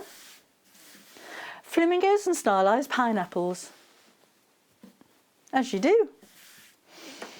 And again, just such lovely colours. They're all rusty kind of colours. They are pineapples, look, but you have to look twice to realise what they are. So I think that's quite a retro design again. Maybe it's cushions for the garden, or you're going to make a table runner. Something for outdoor living, I think would be good. Something in the kitchen, or even the nursery. I think this would go in any room at all. So WKYH59 if you'd like to order, and you can order both on the phone lines and on the website. So our phone line is a UK-based free phone line, which is 0800 001 4433. Or if you just joined us, I'm going back through these all over again, but you can have a look on the website on sewingstreet.com and have a look at all of the fabrics individually, and of course all of the other fabrics that we have available for you. So I'm just trying to make some kind of neatness and order out of this, which isn't really happening. There's so many fabrics there. Okay, we have more. So these are, or should we do those later? Should we choose you a little bit? Okay, we've got Viscose as well. Have a look on the website for those. Right, let me just check if we've got any messages, because I have to go backwards and forwards, and I don't know why they've done this. So Pam says, "Morning Debbie, can you please remind me how to use fusible fleece or bosal foam with the PU fabric? I'm thinking of the base of bags to make it go further for my projects." I wonder if we've got a little bit of PU knocking around somewhere. I'll have a look in a bit and see if we can do that. Otherwise, I can explain. So yes, Pam, we'll answer that in just a second. Jackie, hopefully somebody's got back to you. If you've got any questions, studio@sewingstreet.com. Thank you. Big tub of fabric arriving. Thank you very much. Or you can message me on Facebook. Just excuse me a sec. Which is, well, just go onto Facebook and go to Sewing Street and you'll be able to find us there. There must be some in here somewhere. There's a bit of PU. And of course, this is where we keep all of our scraps. There must be a little bit PU in here somewhere, but not today. So I shall explain. That's one of the advantages of being in such a small studio. Things are to hand, but just not the things that you wanted. Okay. Let's do that first really quickly then, Pam. You will have your H640 and your fabric iron still on, and let's just use a little bit of fabric that we're going to pretend is PU. So normally with a cotton fabric and either your bosal foam or your H640, you will put your fabric wrong side down over the lumpy bit on your H640 and then use lots of steam to iron it on. But of course, if you're using a laminated fabric or a PU, you're not going to be able to iron from the top. This is a polyester fabric. It doesn't really like an iron touching it. So the way you get around it is to turn the fabric over so your PU goes face down. If you have any other laminated fabrics, just make sure you can iron on the back of them. The PU that we sell, you can, and you can use quite a lot of steam with it as well, and it doesn't damage. But do check if you've got a knitted back or a cotton backing on laminates, which you normally do have, but do a little patch test first with your iron on the back. Just make sure that it's not going to shrivel up and melt. I don't want to be responsible for that. Then you will lay your fleece over the top. If it's the foam, it's the same thing. An ironing board would be beneficial, wouldn't it? And give it a steam, but just touch it with the iron. So the steam needs to go through here, but you don't want to hold the iron on the fleece for too long because it will start to shrivel after a while. So take your time. The same process for your Beau foam. Do be aware that as you're using a laminated fabric here, the steam is not going to penetrate through. You're going to get a lot of steam coming back up. So make sure you don't get your hands in the way of that because it won't absorb through like it would do with normal fabric. And then you'll find that your fleece will stick to the back. If you have a kind of PU fabric that will melt if you put any heat on the back of it, even though it's fusible, use some 505 spray. So spray it on. So don't use the fuse at all. Don't use the glue. Don't melt it. Don't put heat on it. Just use 505 spray and that would be fine. Okay, so let's help Pam out. Let's do some piping. Let's make a cushion cover. Let's do the whole caboodle. So this is the Lilies on Green fabric. Don't have a cushion pad, but I will make up a cushion that will fit a 12-inch cushion, or let me have a look if I can take that out of there. That will do. It's almost like it was deliberate, isn't it?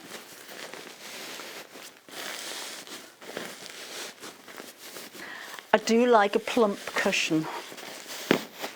There you go. Okay, so this is looks like a 14-inch cushion pad to me. 15-inch.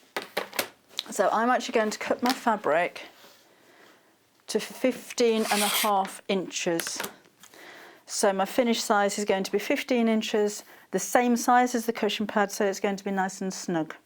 So the first thing always do is to chop off the selvage, because we've never used that. And then I'll make a 15-inch square. I'll make it a little bit bigger on the lining side because we're going to put a zip in the back as well. So let's just tidy this over and turn the mat around.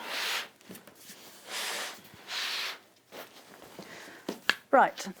Rotary cutter and ruler and mat are invaluable when you're cutting squares, or when you're cutting straight lines, to be honest. So I'm lining this up with the marking there, and then I can see that this is way out down this side, so we'll trim that down. So this time, because I can't see the edge of the ruler, I'm lining it up with the markings down the side here on the mat. So that's where your ruler and your mat work together in conjunction. And we'll just trim that off. Always cut away from you, never towards you. Press on hard.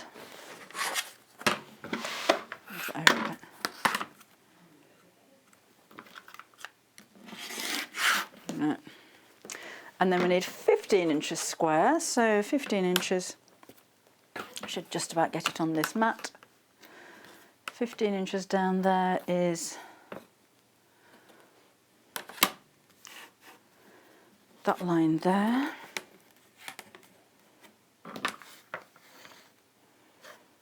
Oh, no, it's not, it's there. And then 15 inches across, or you can just fold that over like so. And that's going to make my square for the front of the cushion. All of these Creative Grids rulers, by the way, we do have on the website, although they are running low on stock. We use Creative Grids quite a lot. They are very easy to use, but they've got the grippy bottoms on them, so they're non-slip. This is the 6.5 by 24 that I'm using. Now, because this is a directional print, I want my zip to go across. I don't want a zip to go up and down on the cushion cover. They look better when they go across. Oh, we could hide the zip, couldn't we? Let me see how long that is. Is that 15 inches? Oh, not quite, not quite. No, we won't. We'll do it another way. There's a way that you can fold the fabric over the top of the zip, but the zip needs to be the width of the cushion cover to do that, or a bit longer. So let's cut, again, 15 inches in width, which is there. And I need to cut 2 pieces for the back with a zip in the middle. So I'll cut the 15-inch strip first.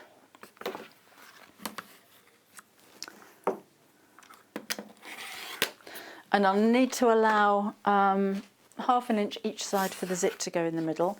So 15 divided by 2 is 7.5 plus ½ an inch is 8, so each one of these needs to be 8 inches.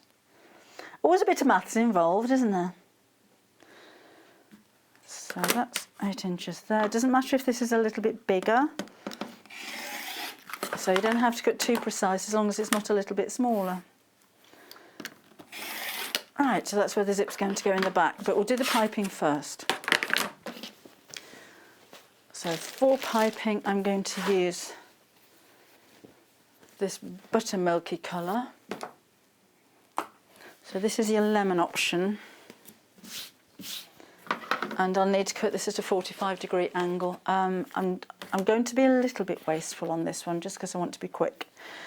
So let's line this up with the 45-degree angle on the ruler. I do cut on the bias when I'm doing piping, because there'll always be a corner that you need to go around. Well, there'll be 4. And I will need to join a couple of these together, or maybe a few more than that. So I'm going to cut it 2 inches wide, which is going to be a little bit too wide, but I can always trim that down. Let's fold this in half again, because my mat's a little bit small for that.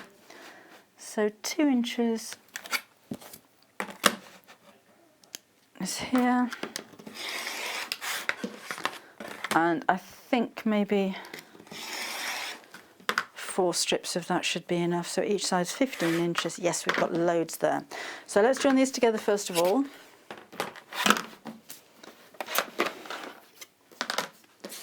So if you have a printed fabric, a patterned fabric, these need to go right sides together. And even though I've got a 45-degree cut, because it's cut on the bias, I'm still going to join them together at a 45-degree angle. So a diagonal line as you're joining together is more invisible than a straight line. Your eye is drawn to a line that goes up and down, and it tends to go away from a diagonal line. So if you're making a seam in something like this, you're making a joint, make sure it's on the diagonal. So overlap the 2 pieces. If this was a print, they would be right sides together. And I'm going to sew from this corner down to this corner straight across. And just with a little straight stitch. There we go, and then we'll trim that down. I'll just move that back again. Sally was using it on the 1/4 inch setting. I want that straight down the middle.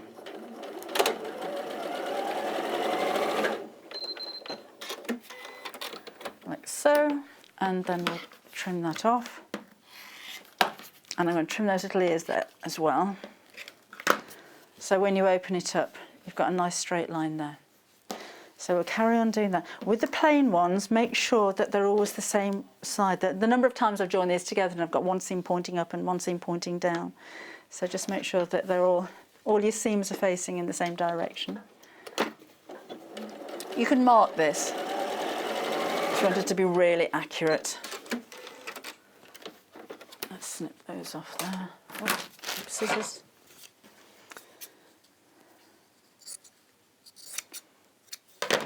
And then we'll just do one more. Now piping comes in different sizes. Have I got that right? Yes. We don't have any on the website at the moment, but look out for just piping cord. And I tend to use 1/4 inch piping cord for cushions, although, of course, you can get very fine piping cord if you're dressmaking. You know, putting piping across the top of a pocket or around lapels and revers and things like that. Snip and snip. Then we'll need our zipper foot on the sewing machine. And this is the 680 plus, but you need a straight stitch, that's all. You need a straight stitch and a zipper foot, so that should be any sewing machine. And just make sure where the needle goes. Right, I'm going to move the needle over to the left-hand side. Is that left? Yes, there we go. So just make sure I've cleared the foot on this one. Most computerised sewing machines, if you adjust the stitch width on a straight stitch, it will move the needle from one side to another, so that's what I wanted to do there. Then let's take up piping. You could use a washing line. Ooh. And we're going to wrap, make sure I've got the seams on the inside, I normally press those. We're going to wrap the piping around the cord and then sew quite close to the piping, not all the way up to it, that's not necessary at the moment, we'll do that later. Oh, come here. And sew quite close. And again, you can trim this down afterwards. Basically, the fabric, the seam allowance here is going to be your seam allowance when you put the piping on, so this will need trimming down a bit. And we've only got 15 minutes left. This is going to be a speedy cushion. But I'll show you how to put the piping on, how to go around the corners, and hopefully how to overlap it when we get to the other side. And maybe we can finish off the zip at another time. Oh, and Pauline's asked, what are the benefits of using Best Press? Have you ever used a spray starch? I used to use a starch if I wanted something to be really crisp and the fabric wasn't holding a crease, for instance with bias binding, where you want those creases to stay in. Some fabrics are just too soft to hold the crease. Best Press is the equivalent of a starch. But with starch, sometimes if you overspray, you get like a white residue, which it brushes off, but you get a white residue, it goes all chalky. That doesn't happen with Best Press, and you don't need to use very much to use it. I use it for stretch fabrics like jerseys. Jerseys tend to roll. And did you know that if you've got a jersey fabric, and the edges roll in to the top, that's your selvage that goes each side. And if it's rolling away from you, that's the weft that goes across. There you go. But Best Press can help to stop the fabric from curling. So spray, in fact, spray it a few times, soak it if you need to, and then the curling will stop, it'll stay flat, and then you can cut patterns out. It's a lot easier to work with in that manner. So again, I'm just wrapping this fabric around the piping. I think I'm going to have to cut it short again, aren't I? Because this is going to take a while. Right. And then I'll trim this back again to about 1/4 inch for the seam allowance. There are tools, actually. We ought to look into that for trimming piping. Simplicity do one. So use my ruler the right way around. So I'm just trimming it back so I've got about 1/4 inch seam allowance there. There are ways of measuring around the actual piping, then adding 1/4 inch seam allowance, but to be honest, by the time I've done all the maths and the measuring and the cutting, it's easier to just trim this back. So let's pop that on there. Like so. So that should take me around, I'll just do a little bit more. That'll take me around one corner. And then I'll try and show you how to make it meet as well. That'll do.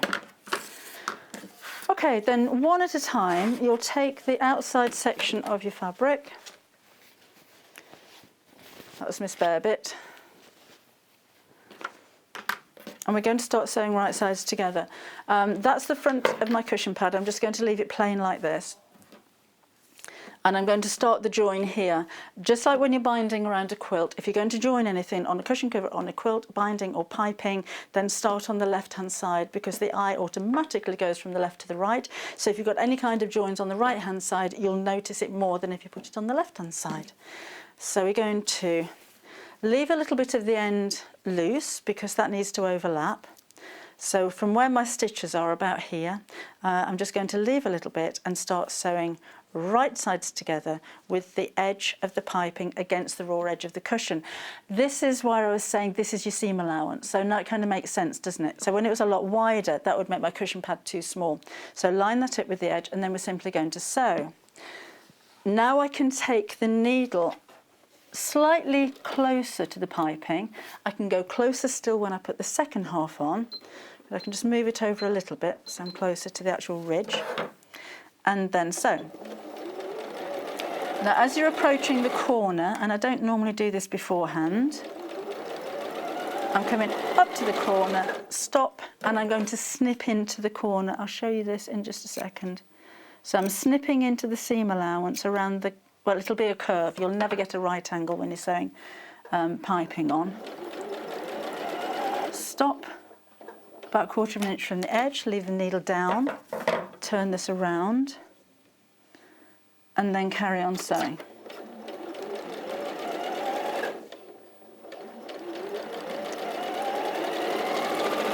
Right, and then you'll carry on sewing all the way around. So let me show you what happened there. So it was sew, sew, sew, sew, sew, sew, sew, sew, stop, snip, snip, snip, stop, and then bend it around and then sew. When you come back up to this end, let's say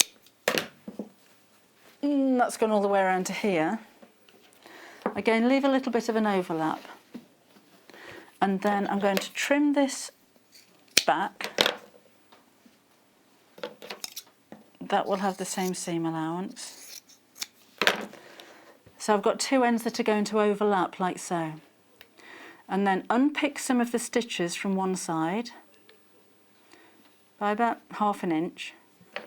Snip off the end of that cord. Fold the fabric back again, and then just make a very small fold here. Okay, so I've got the cord which is disappearing there inside the casing, which is fine. And then we're just going to fold the edge of that over by about 1/4 of an inch, and you can crease that. And then this end, the cord is right on the end, so I can butt the cords up together and overlap the fabric. So I don't get a lump. I've only got one width of cord going through there, but it's left me an extra little bit of fabric to overlap that with. So that's how you're going to do your join. When you come to put in the second piece of fabric on, again, right sides together, make sure it's the right way round. Now I can't see the cord, but I'm going to be able to feel it. So back to the zipper foot. I'm going to move the needle right over so I'm as close to the cord as I can possibly get it, without actually touching it if you can help it. That's as far as we'll go here. And then I'm literally feeling the lump of the cord all the way around. Now when you come to the corner, again, this is going to be a slight curve.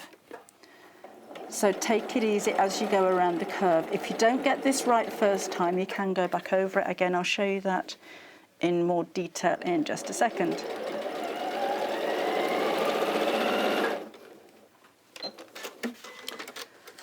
So at this point, I felt I kind of bumped up against the cording. So I couldn't see it, but I can feel it. So I went as close as I could to the cording, but without actually touching it. And then when we turn this the right side out, you get that. Now, if you find like I can still see a little bit of stitching there, I'm not close enough to the piping, then you can go back, move the needle over further, or just make sure that you're sewing closer to that pipe, and just keep doing that. It should be nice and neat like this on both sides, so you don't see any stitching on the piping. That needs to be tighter, so that now goes back under the sewing machine, and just keep sewing around very carefully as many times as you need to make sure that that's perfect. So basically that's how you're going to do your piping. And I've got a tip for, sorry, who was it who asked about the cutting curves or sewing curves? Sewing curves was, I think it, I will check, sorry, went in one ear and out the other. Just really quickly for this one, because I know we're almost out of time. To make, so let's say we want to make a circle. I'll fold my fabric in half and I'll fold it in half again. So I've got folds here and folds here. And if I don't have a circular tool, I'm going to use my marking pen. Oh, Linda, was it? Thank you. Oh, I had some lovely chalk. Oh, that's right in front of me, isn't it? There we go. This was only launched yesterday and it's fabulous. I'm just going to change the colour of the chalk so it stands out. You get 18 in here. There's one in the pen itself, and then you're getting all of these refills as well. So I'm rushing this a little bit because I really wanted to show you there. Just put a blue one in, that's fine. And that goes in there. Really easy to change. So there's one in the pen, and then you've got 17 refills as well. And these are chalk, so they just brush away. Then let's do a we'll just do a 3.5 inch circle. So I'm measuring 3.5 inches from the end here. So this will make a 7-inch circle, and then just move the ruler around like that. So as many as you get, I mean, the closer together these marks are, the more accurate you're going to be. So I'm literally just measuring that 3.5 inches from that point.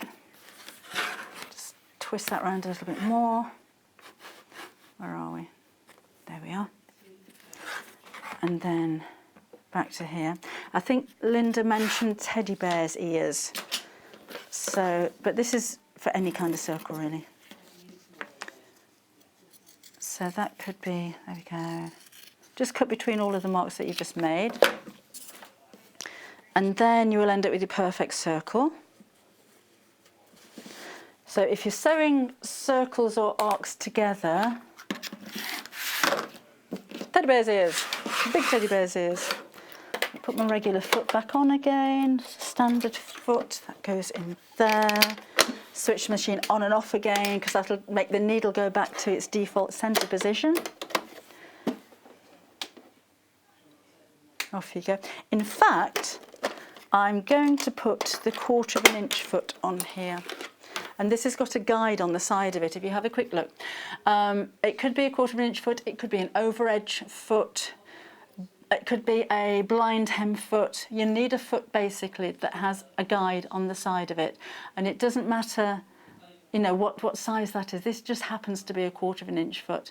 But if it was an adjustable blind hem foot, you know, the white ones with a little screw on the side, that would work just as well. And some over edge feet have that guide as well. So that's what I want. That's going to help me sew a perfect curve. So we'll pop this on. Take it slowly. And then I'm just going to guide the edge of the fabric up against that guide on the foot as I'm sewing. So you might find that a little bit easier than just trying to sew around a curve, a freehand I want to say, but without the guide, so you get a perfectly even seam allowance. And this is a great idea for top stitching as well. If you're not too confident in top stitching and you've got a curved flap maybe on a bag, then that would work. So I've got a perfect seam allowance and I've got a perfect arc. Whenever you're cutting a circle like this, you will need to trim that seam back, and an ideal thing to use is a pair of pinking shears. You'll need to cut V-shapes out of it, and that's going to help to keep your seam sitting flat. So these work really well because they're automatically cutting the V shapes out for you. It's a lot quicker than making little snips that go into it. So that's a nice big curve. And then we can turn this the right side out. I'd normally press that. But then for top stitching, this is going to be a very big teddy bear here.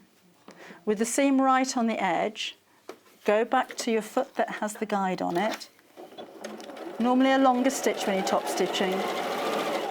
And when you are sewing around a curve like this, don't look at the needle. Don't ever look at the needle when you're sewing anyway because you go wobbly. I'm looking at where the fabric actually goes underneath the foot. I'll show you that closer up in just a sec.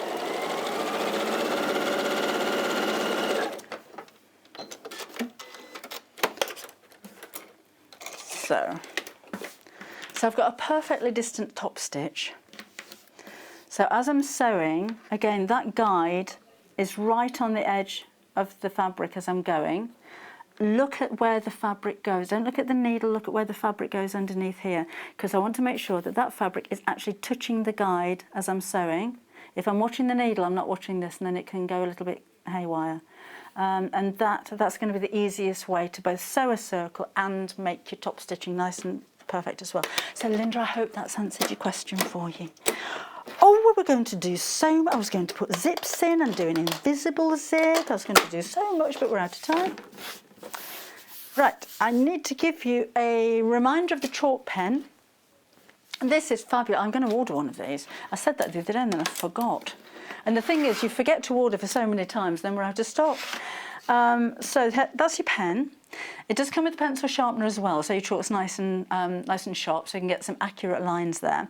And you've got lots of different colours of refill. So most of them are white because you'll use those most of all. And then you've got all of the different colours. So if you are marking on white, then you can actually see what you're doing.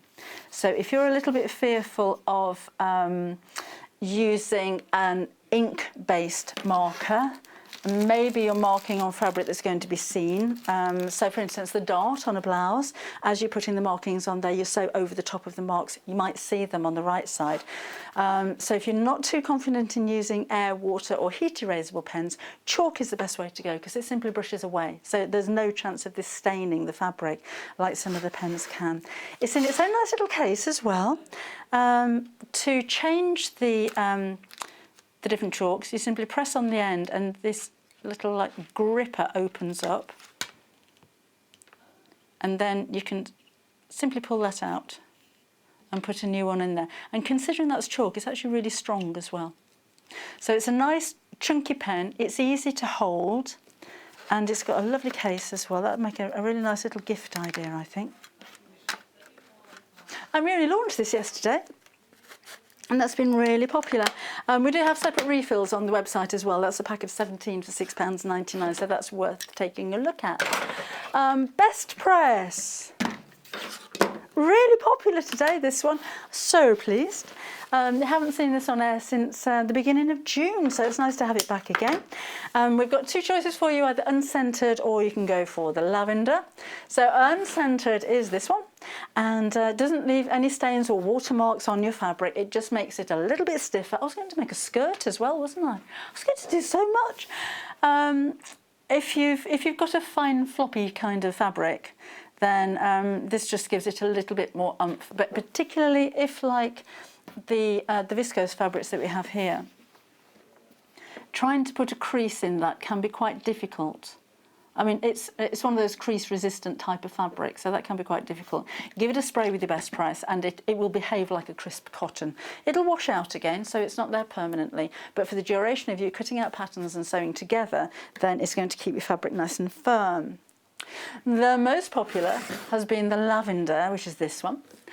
So a very gentle scent you have here of lavender, which is going to be perfect if you're making something in a room where you want to chill out a little bit, whether you're working, if you're studying, in the bedroom maybe. It's got a very gentle lavender and vanilla fragrance. And although it's purple, it's not going to stain your fabric. It doesn't have any dyes in there at all. It's all very natural. So that again is £11.99. Now coming up, I've got a lot of tidying up to do in this break. because coming up in the next hour, Sally's going to be back with us and she's going to be talking about and demonstrating. So, and actually we've got some binding techniques she's going to show us as well, just after the break. And of course we've got all the fabrics available for you as well. So do stay with us, get ahead on the website if you wish, check out of your baskets if you're ordering anything, and we'll see you again in a couple of minutes.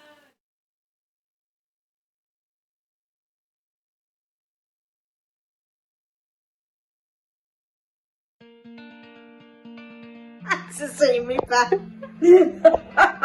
My favourite piece of kit with the sewing is the seam ripper. Hello, I'm Janice from Birmingham. I specialise in dressmaking. I used to run a children's shop and I love making children's clothes. My mother encouraged me to sew from an early age. When we were young, we did dressmaking in school. My claim to fame was the sewing quarter.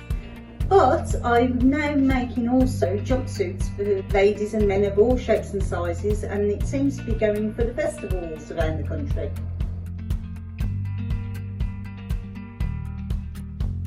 See you on the show!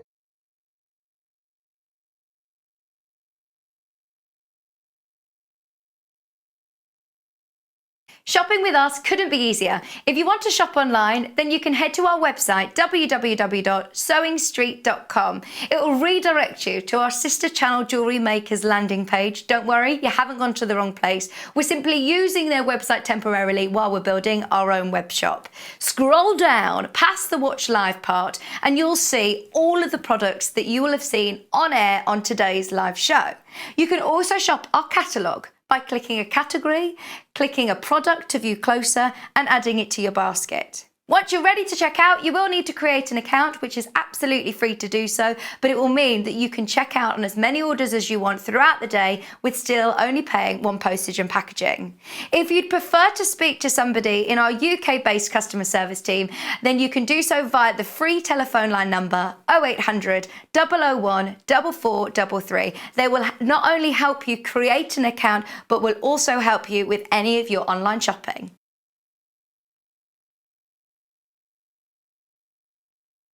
If you love sewing, then you need the UK's favourite sewing magazine.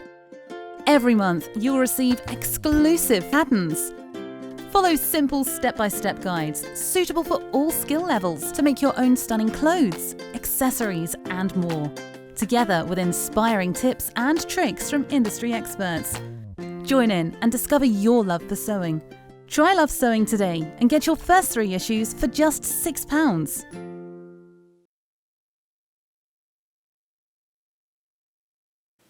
Hello there, I'm Debbie Shaw and I would love you to join me on the first Monday of every single month for Sewing Street Surgery. Now this is a dedicated hour where I answer your questions, and that could be questions about techniques, it could be questions about tools, it could be questions about new products, or maybe something that you've seen that you just don't understand. There's a lot of questions about tensions on sewing machines, and there's a lot of questions about working with different weights of fabrics. So if you have a question that you'd like to ask me, the easiest way to bring a question over to us is to go to our Facebook page and post your question on there. I will collate all of those questions throughout the week. If we need any new products for you, or if we need any new demonstrations, those will all be worked on leading up to that first Monday of the month. So do join me, Debbie Shaw, on Sewing Street Surgery on the first Monday.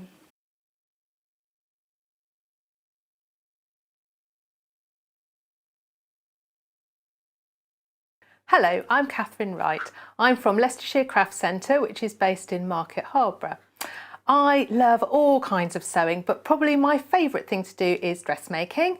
But I also teach patchwork and free motion embroidery and anything to do with textiles really. I love to have a go at felting and crochet and knitting and, oh, you name it, I'll have a go at it. So I started sewing when I was 7. My mum taught me to sew, and the very first thing I made was an apron. But I'm a terribly impatient person. I also just want to get on with the project. So I didn't wait for her to help me cut it out, and I cut it out myself, and I didn't know you had to have a seam allowance. So I made the world's smallest apron, and my mum still has it somewhere. Sewing tips, I would say, I teach a lot of people to sew, especially beginners, and I would say don't get disheartened. Take your learning journey slowly. Don't expect to suddenly make a ball gown or suddenly make a king size quilt. Build up your skills, you know, slowly. And I would also say the iron is your friend. Use your iron a lot. It makes your sewing look so much better. It helps you get things in place where you want it before you sew, and is a really handy thing to have.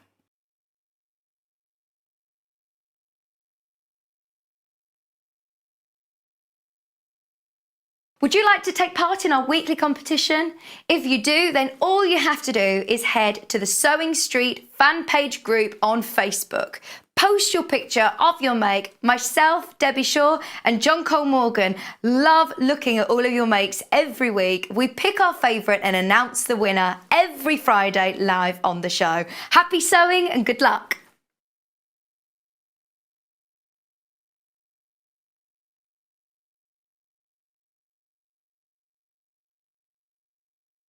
Hello everyone, I'm Delphine Brooks. It's so great to be here and part of the Sewing Street family. I'm local, I'm only down the road in Warwickshire. I started sewing many years ago when I was very young, doing lots of art and painting, and eventually I went into textiles, and I really enjoyed doing the two together. I then had a bit of a break. Something you don't know about me maybe is that I spent many years in the Royal Air Force and eventually in the police as well. And then I went full circle and I've come back to my happy place of sewing, and which I really enjoy. My best sewing tip is measure twice and cut once. I have chipped up a couple of times by not measuring properly, and I do always regret it. So now I always measure twice, cut once. Anyway, I really hope to be with you again soon, and I look forward to seeing you again soon. Thank you.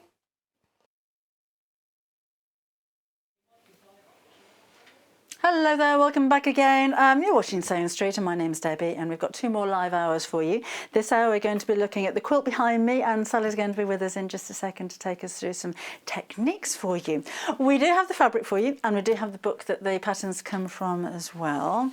So this is the Pam and Nikki Linnett's Jelly Roll Quilts in a weekend book. So they have designed 15 quick and easy quilt patterns that you can make over the course of a weekend. So let's have a quick look through and see all of those designs. This is a great book, I think, if you're a beginner, if you're getting started and maybe you're a little bit impatient. You don't want to have one of those quilts on the go that's on the go for years.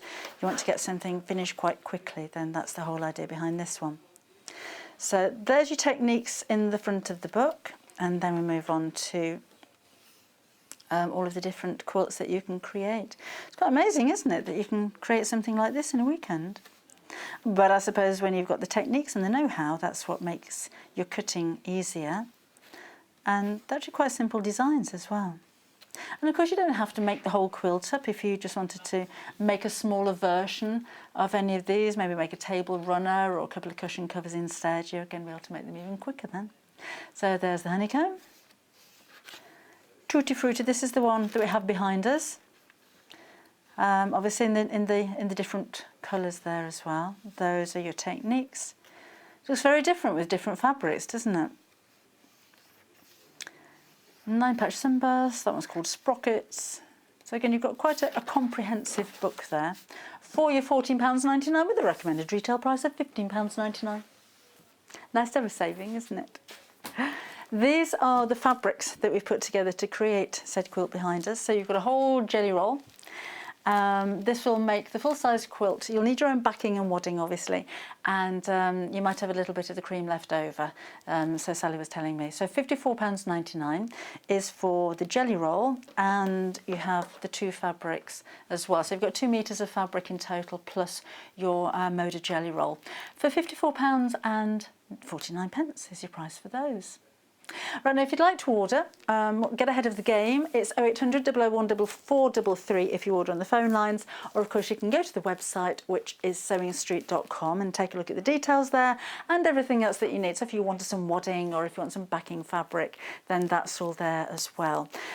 Sewing machines, tools, all there on the website, but this is what we're concentrating on in this hour. So lovely to have your company. Any questions? Send them to studio@sewingstreet.com. If you'd like to send us an email asking questions. It's been nice to hear from you. Sally's going to be here in a couple of minutes.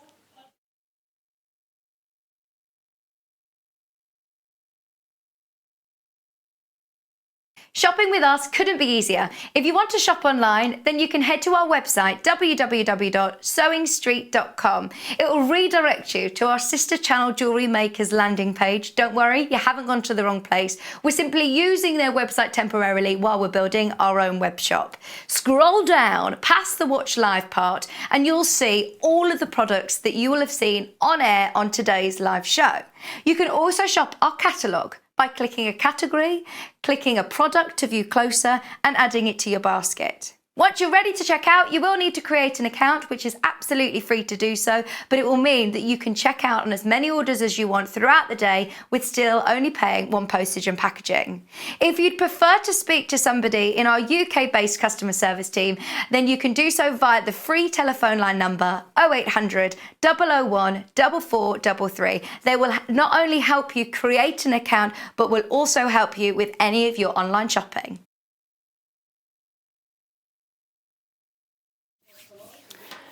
Oh, welcome back again, and welcome back to you, Sally, too. Thank you Another very cup of much. tea in between times. I have had a cup of tea, yes, and very nice it was too. I have to say, I love this quilt. I'm so glad it's been hanging up there all morning. I think it's got a lot of people's attentions. Is it really something that you can do in a weekend? It is, although it took me about 2.5 days, but you know, I have been doing this for a little while. I would say that although, yes, you can do these in a weekend, never rush. Okay. My top tip really for all new quilters is slow down. Don't feel you've got to do it in a weekend because it says so. And if you don't do it in a weekend, you haven't failed. So yes, it's something that's achievable easily in 2 to 3 days if you work at it and you stick with it. But like most of us other things in life, so, you know, take 10 weekends if you want to. And it's one of these projects that you can do in small pieces and then join together, and it's joined together in sections, so it is one of those things that you can do in a step-by-step stage. The thing you see when you kind of break it down into the blocks, how achievable it is. I know with a lot of new quilters, you might look at something of this size and just think, you get a bit overwhelmed with it, don't you? Yeah, and there are only 2 block techniques, very, very simple, and it's just putting them together, and the main thing about it is just repetitive. Yeah. So you're cutting all of these little coloured squares the same size, 2.5-inch squares off the 2.5-inch jelly roll, and these then are 4.5-inch squares that I'll be showing you how to make those. Okay. And join them together. Should we do it? We'll do it. No, right. So we start. This is just to I've made it and quilted it just to show you what a block looks like, and that's how Pam and Nikki Lintop define a block. Is this? So it's better on the overhead one. Okay. Was it around then? Because you were upside down. Have we got it? Have you got it? So that's how they define a block. So that's how they define a block. Yeah. Which is that. Yep. Okay. And that's a large block. When I was making it myself, I looked at the book here, and each of these blocks then gets put together 3 across and 4 down. That's fine, that's great.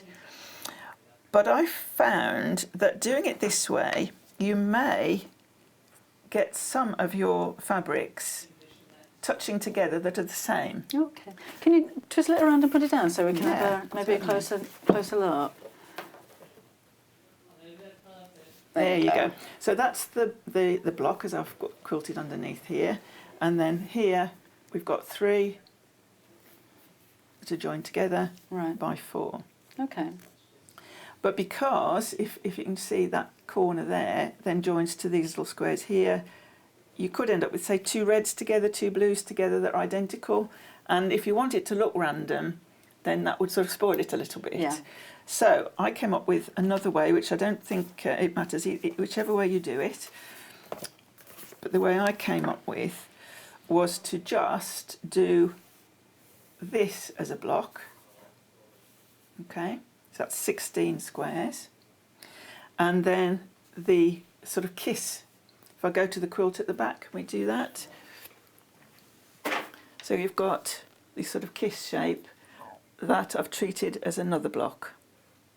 See, that to me, when I look at it, that's the block that I see. Yeah, that's what I saw too. Yeah, the very big one. But, But it doesn't make any difference the way you do it. It looks the doesn't. same at the end. The only difference will be is that you make this block and join it to this one and this one and this one, and when you get to the bottom, you have a half a block. Right. Okay. That's the only difference.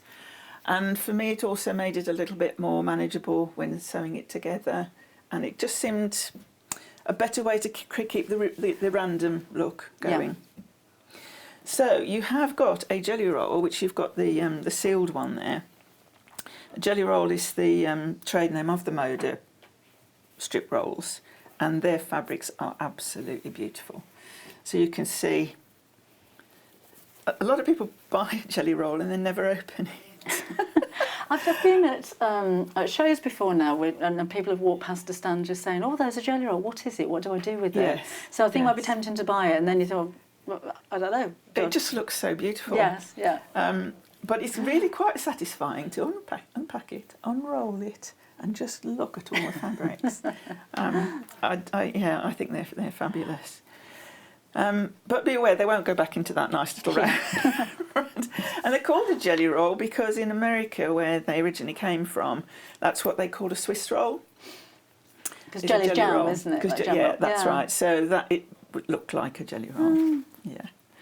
So there we go. So there are, as I say, 2 blocks only if we go with basic simple. You will be using every single strip of your jelly roll except for 4. And I picked 4 fairly pale neutral colours because I didn't think they would show up too well against the background fabric. Okay.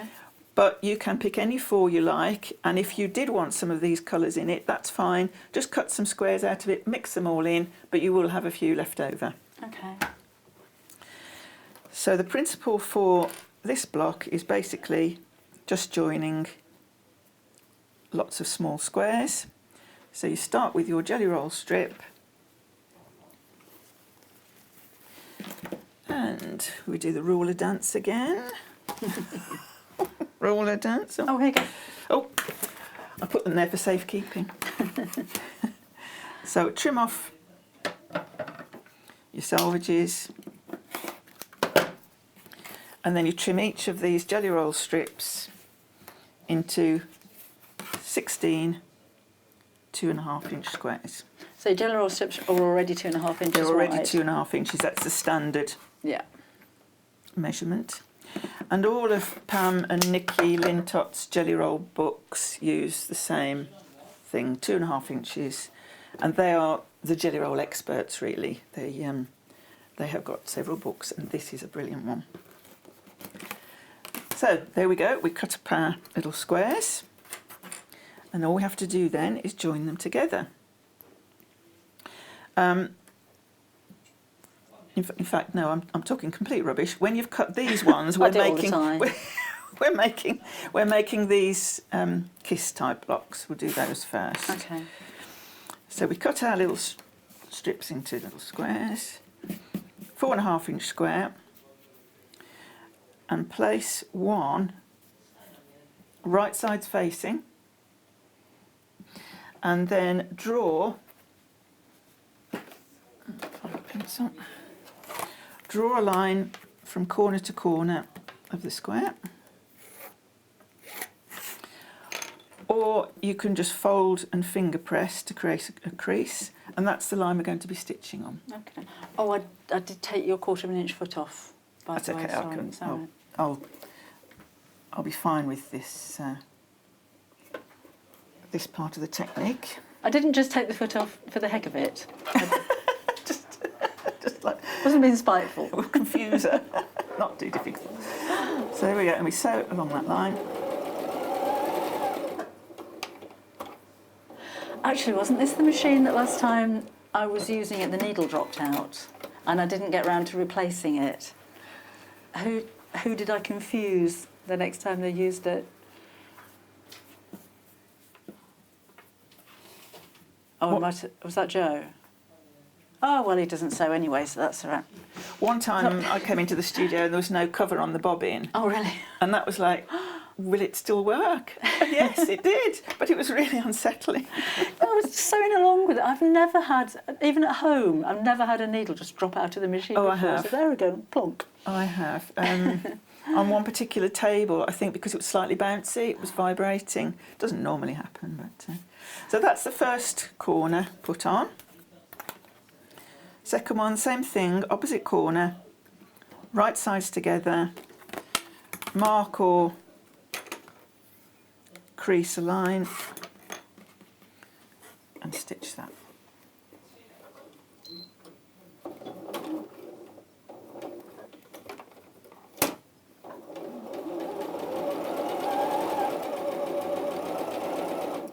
Now, because there are quite a number of these, I would chain piece them.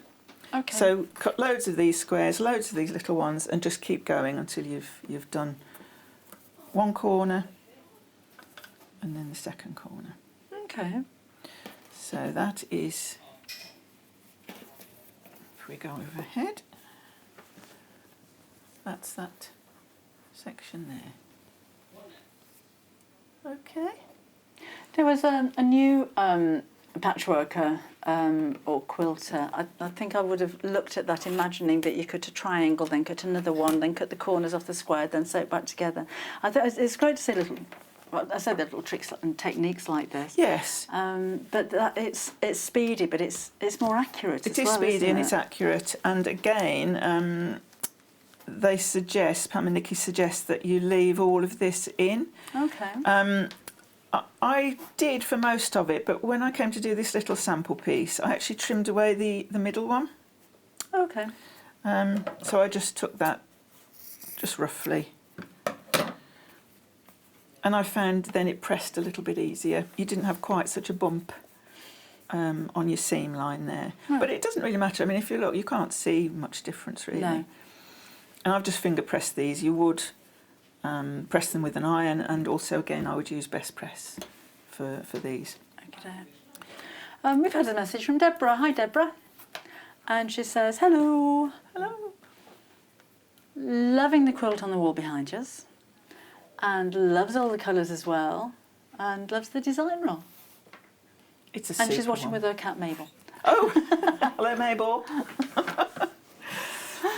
So that's how we make that.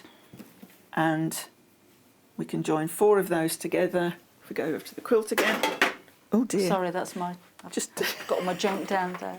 I'll just move it slightly to one side. I'm not setting traps for you, Sally, honestly. It's like a man trap, a woman trap. So that goes. So would you... excuse me. Would you make all of those shapes all in one go, or would you make one block and then the next block? I would tend to make all of these in one go. But again, for a beginner, if you want to make one block, so you'd need 4 of these, and piece it together and just feel that you're comfortable with the techniques. Right. But then once you've done that one and thought, yeah, right, I've got how to do it now, I would just do all of these, and I think there are 96 altogether, Okay. which sounds like quite a big number, but as you can see, it's just a few seconds. You could do 10 and then leave it and do another 10 another day, or what have you. Okay. So that's how to do those. I can do some more in a minute. The second section then is these little squares, and rather than cut them all apart to begin with, like we have done for the little kiss blocks, I've sewn 2 jelly roll strips together, complete full length strips, sewn together with a 1/4 inch seam, open them out and press to one side. I usually press towards the dark side, purely so that then the seam allowance doesn't show so much under a lighter fabric. Press that nice and neat, keep it straight. And then again, we are going to cut 2.5 inch segments all along the strip. And again, I think there are 16. The book is very, very good on the instructions. the other thing about it is there's lots of nice clear pictures and images in there that really, very, very clear. So I'll just cut a few. Okay, so that's jelly roll cut into segments, and that then means, put these in the centre, that you will have a section of a set of pairs, as random or as organised as you like. These then, because you've pressed to one side, you will have on the back, you'll have one seam going one way, one seam going the other way. Those will then nest together. You can see that. So you've got seam allowance going that way, seam allowance going that way. That's called nesting together. They just kind of interlock, and they won't move. You can pin them, and then you get a perfect point. You get perfect join, and I'm going to go for a 1/4 inch.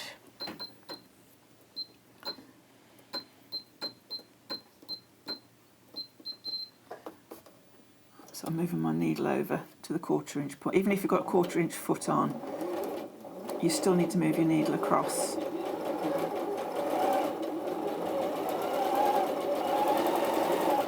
And measure to make sure it's definitely the 1/4 inch. And then when you open it out, you've got a perfect join in the centre of the square. That's because those seams interlocked. When I got to that stage, I could press the seam allowance to one side, but then you get quite a bulky centre. So for these 4 patch squares, I pressed them open.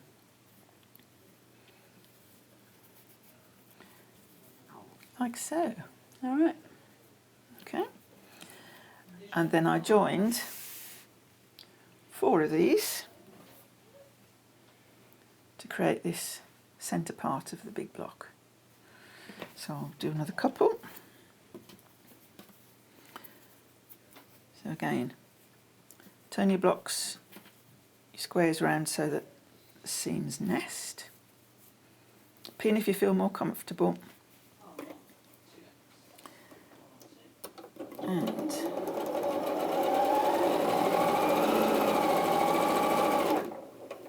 And again, you can chain piece these.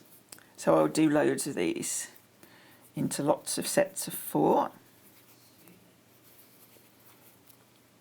So you've got plenty enough fabric in the whole bundle, haven't you, to make the quilt? Yes, you have. You've got big quilt, isn't it? It's oh yeah. Actually, I should just check the size. Tell you, it's 48 by 64, and this block is 16.5 inches. Oh wow! So I made this up as a sample because I thought it would make a nice table centre or a cushion front or a place setting, and it's certainly a good size for that. But the technique here, I started sewing this and didn't finish it. It's a great price though, isn't it, when you think about the price of the bundle at £54.49 to create something of this kind of size. And remember, you've got Moda fabric as well, so it's a really lovely quality. It's top quality. Yeah. I mean, go for a couple if you want to make some extra, maybe a bedside table cover and cushion covers and things like that. You could use it as a bed runner, just do, say, two rows or something like that, and just have it as a bed runner, as you say, a table runner. So you don't have to make the whole complete quilt? You don't. And if you wanted just to use it to make a lot of cushions, you could, all matching.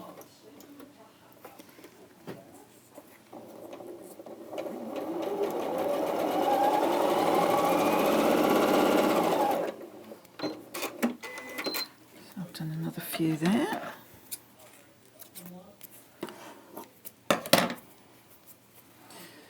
So, if the iron is still on, I'll press these and join them. I think it's still on. I didn't switch it off. Yeah, it is, yeah.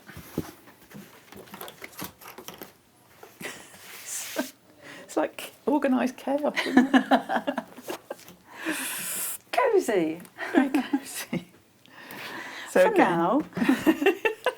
Till we get the new studio. Sandra's messaged on Facebook saying thanks for the piping masterclass. Make everything achievable and easy to understand. And I feel I can put neat piping on my cushions now. You could put piping on this one. That'd be maybe with some of the obviously not all the way around, but with some of your leftover jelly roll. If it's a cushion cover, put some piping around the edge. Would be nice. Wouldn't it? Or with the leftover cream. You'll have some leftover of that for sure. I think we're up to date there with your messages. So you've got 15 different patterns in here. Yes. And it's hard to choose. I was given a few suggestions about which one I might like to do. They're all so different. They're all so lovely. It was really hard to choose. But I thought with this particular jelly roll, this design showed it off really nicely. Yeah.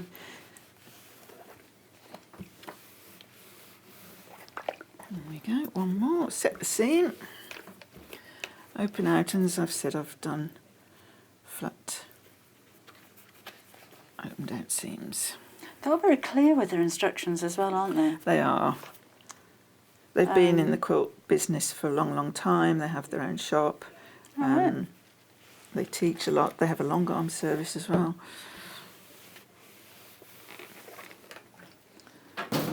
As I say, they are the jelly roll queens, I suppose, if that's the right thing to say. So here we go. We've got our 4 patches joined together, they own the oldest quilt shop in the UK. And that was only 1981. Yes. Yeah. Wow. Well, that's the year my son was born. Oh. So you can obviously twizzle them around to create the effect you want. We join these in pairs. Now your seams may not all be able to be interlocked, so line them up, and with a pin, what I usually do is put my pin into the fabrics up through the one seam stitching line and make sure that it comes out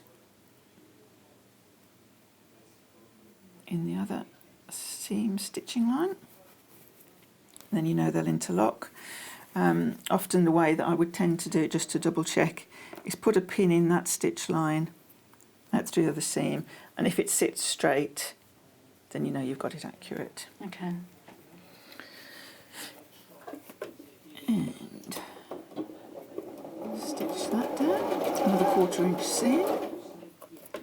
Take the pin out before we cross it. I tend to use flat-headed pins in case I go over them. I find particularly with smaller pieces, you don't then distort them as you're stitching. All right. I think you've got some clover pins. Yeah, I like these because I can see them. You can see them. Yeah. And I can actually pick them up as well. Yeah, if you drop them on the floor, which I'm always doing, they're much easier to see. They are, and you've got different colours in there. So have a look on the website. We've got a whole selection of different kinds of pins and needles and things as well. But if it's these are the Clover Flower Head pins. They're £10.99. You're getting 100 in that box. The other thing you can do with them, which I occasionally do, if I'm pinning something and I need it to be in a sequence, you can actually write on these with like a permanent marker. So it might be like 1, 2, 3, 4, 5 or whatever, A, B, C. You can pin them together. That's a good idea. So you can write on those, yeah. That's a new one. Not heard of that one before. That's Sally's top tip of the day. Write on your pins. Writing on your pins, yeah. So I'll press these two.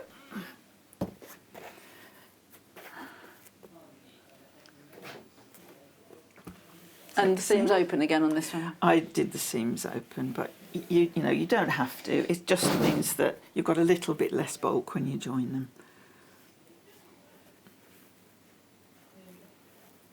Just takes a little bit longer to open it out. You can, I think you can get a seam roller on the website. Oh, they're really good. They are. I don't know, I've got mine, but... So again, set the seam, open this one out. And this will be the centre of the block complete.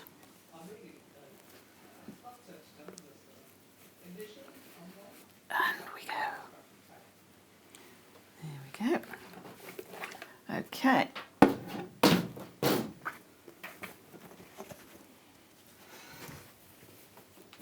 And maybe join those together.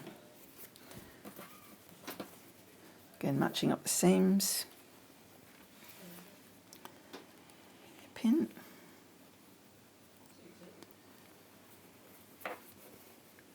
We've got 3 seams here to join, but literally if you just put your pin through, stitch part of the seam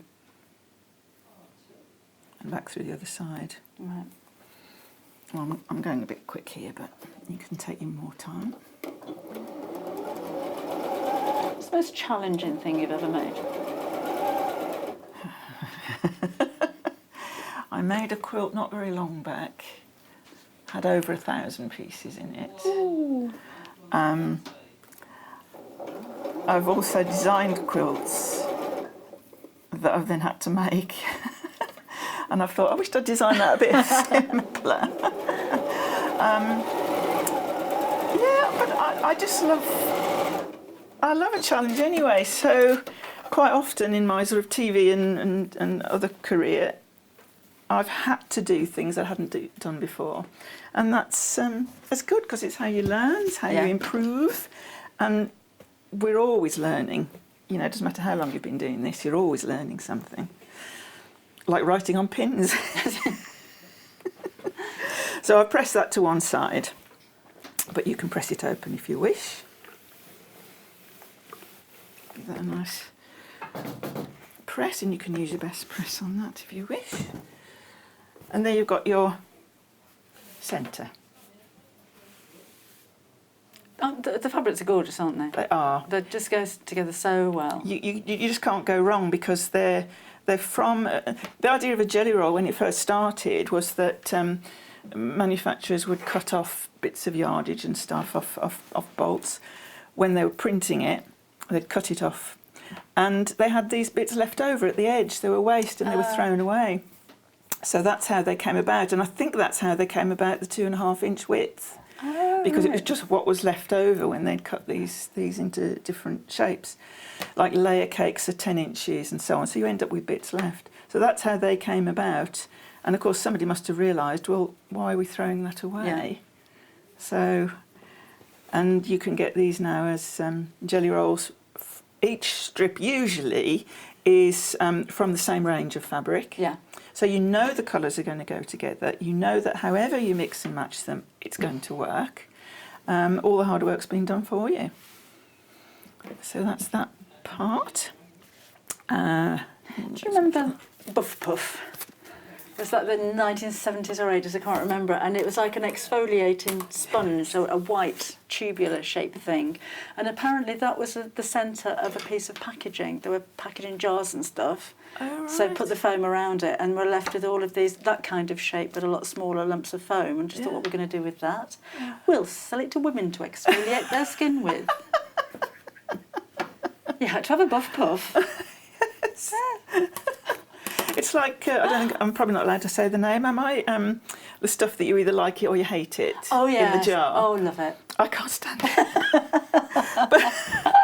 But apparently that's the leftover from the brewing industry. Is it? Yeah, it's like what was thrown away after you've brewed your beer or whatever it is.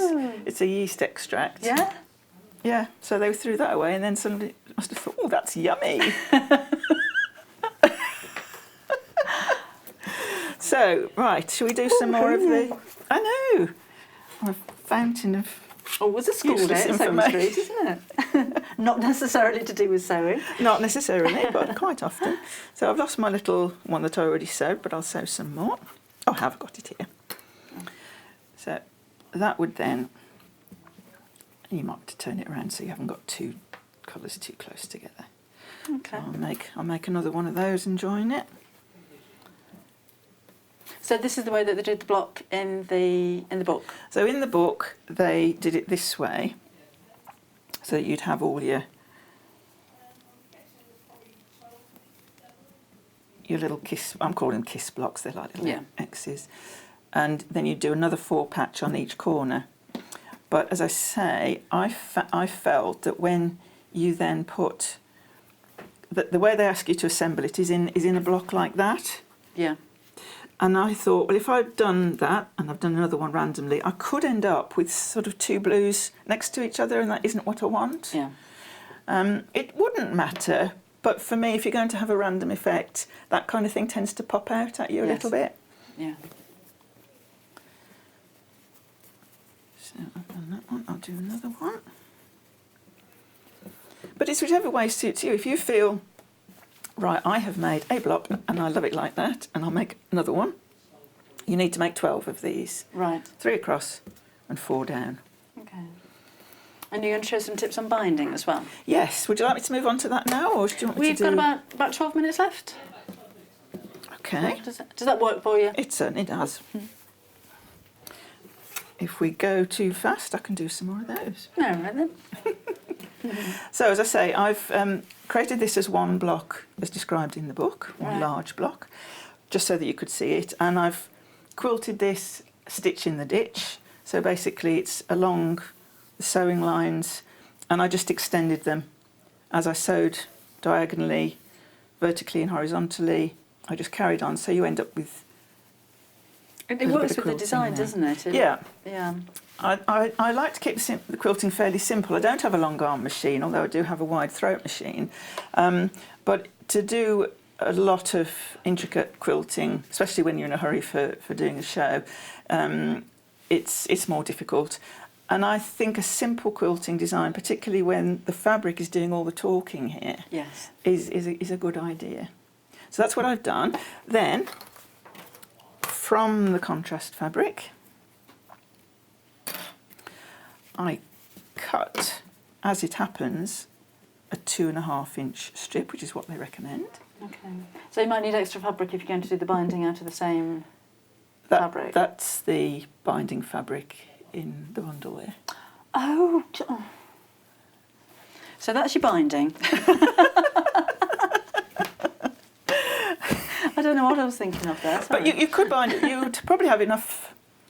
You'd probably have enough to do the binding out of the cream if you preferred a cream binding. Oh, really? Okay. But don't quote me on that. But you need to just double check. But you need to cut 6 2.5-inch strips for the binding. Right. So if you can cut 6 2.5-inch strips from the width of fabric, then you're good to go.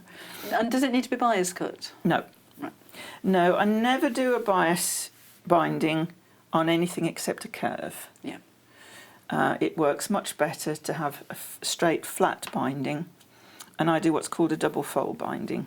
So you have your 2.5-inch strip, fold it in half and press all the way along. To join your strips, because you will need to join them, I'll put it over a cream square here so perhaps you can see that a bit better. I join the strips on the diagonal. Yeah.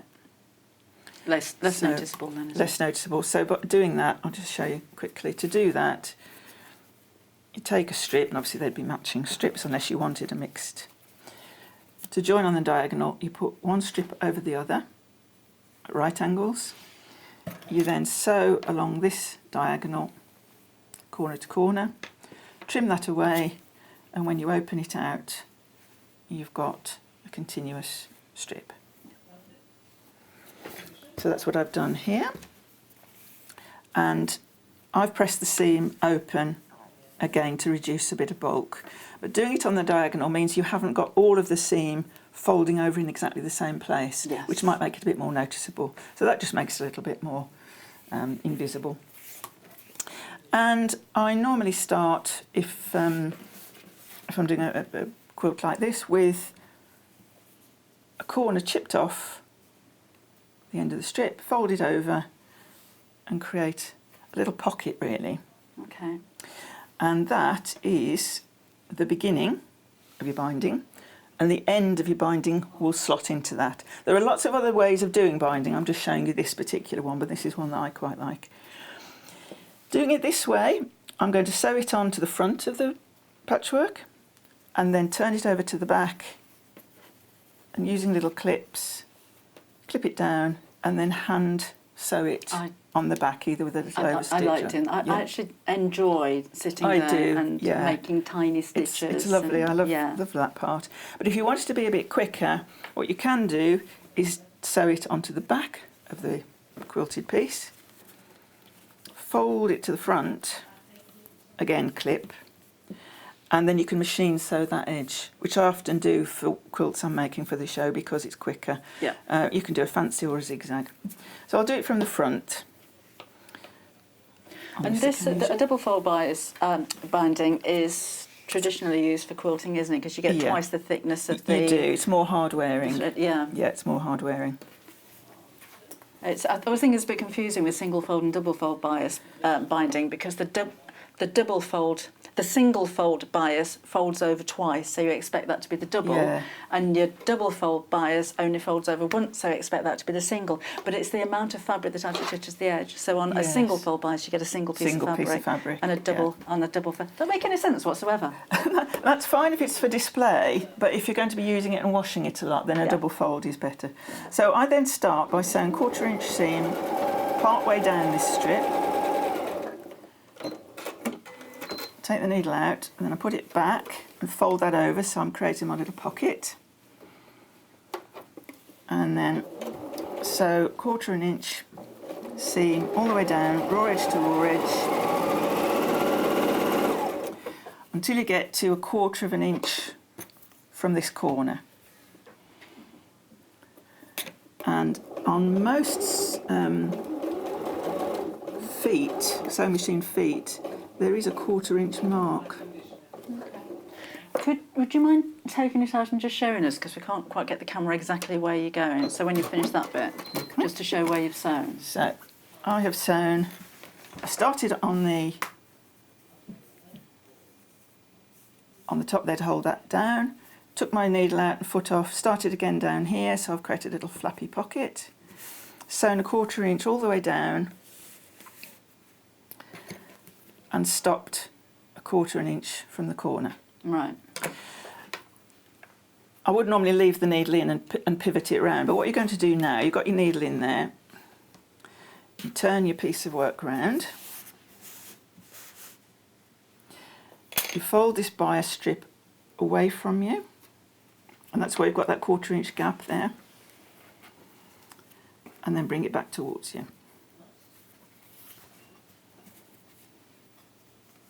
So now when I sew this, I've got this little flap.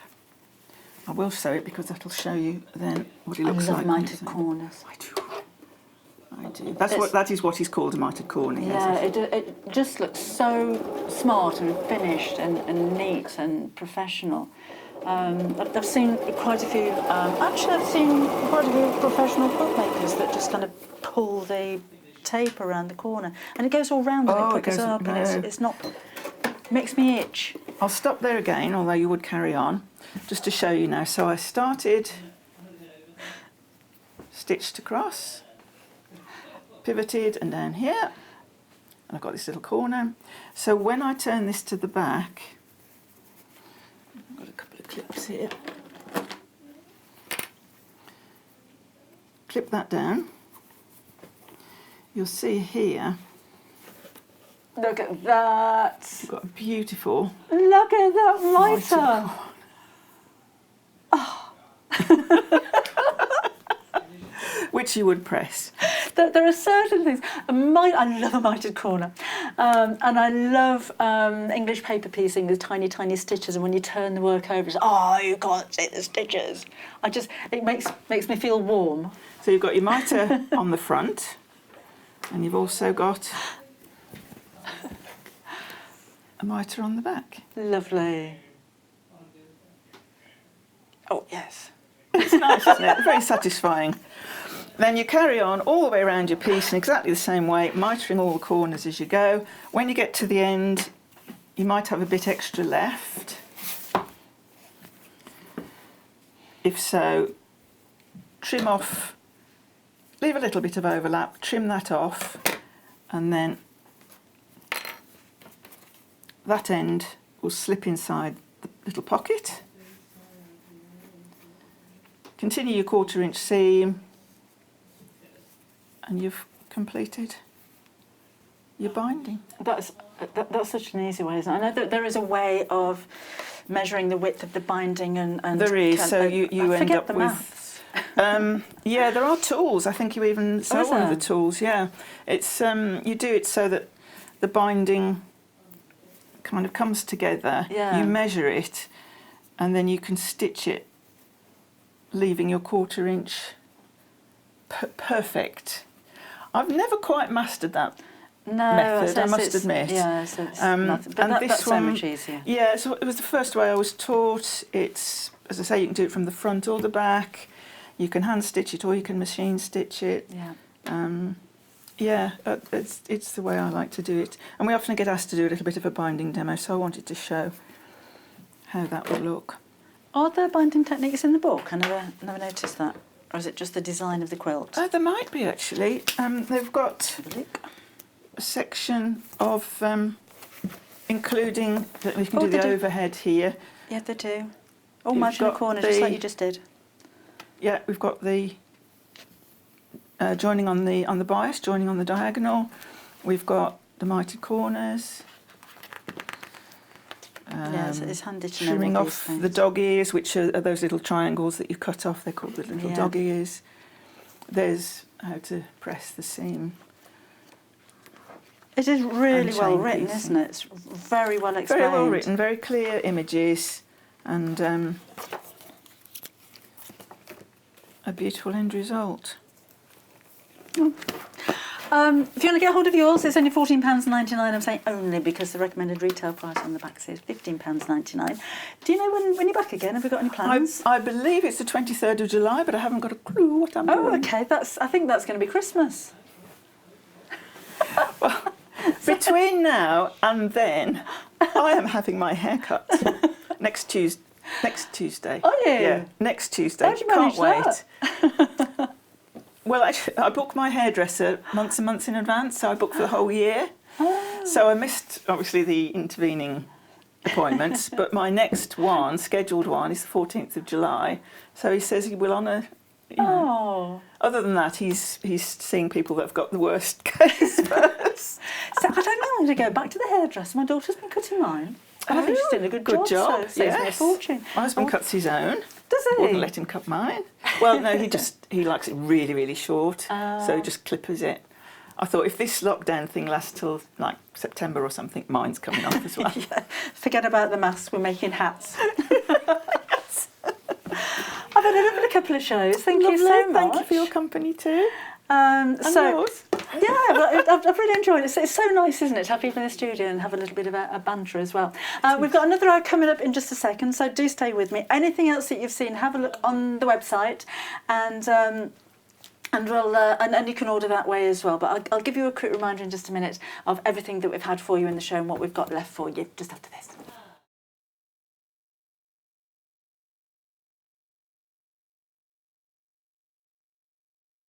Shopping with us couldn't be easier. If you want to shop online, then you can head to our website, www.sewingstreet.com. It will redirect you to our sister channel Jewellery Makers landing page. Don't worry, you haven't gone to the wrong place. We're simply using their website temporarily while we're building our own web shop. Scroll down past the Watch Live part and you'll see all of the products that you will have seen on air on today's live show. You can also shop our catalogue by clicking a category, clicking a product to view closer, and adding it to your basket. Once you're ready to check out, you will need to create an account, which is absolutely free to do so, but it will mean that you can check out on as many orders as you want throughout the day with still only paying one postage and packaging. If you'd prefer to speak to somebody in our UK-based customer service team, then you can do so via the free telephone line number 0800 001 4433. They will not only help you create an account, but will also help you with any of your online shopping.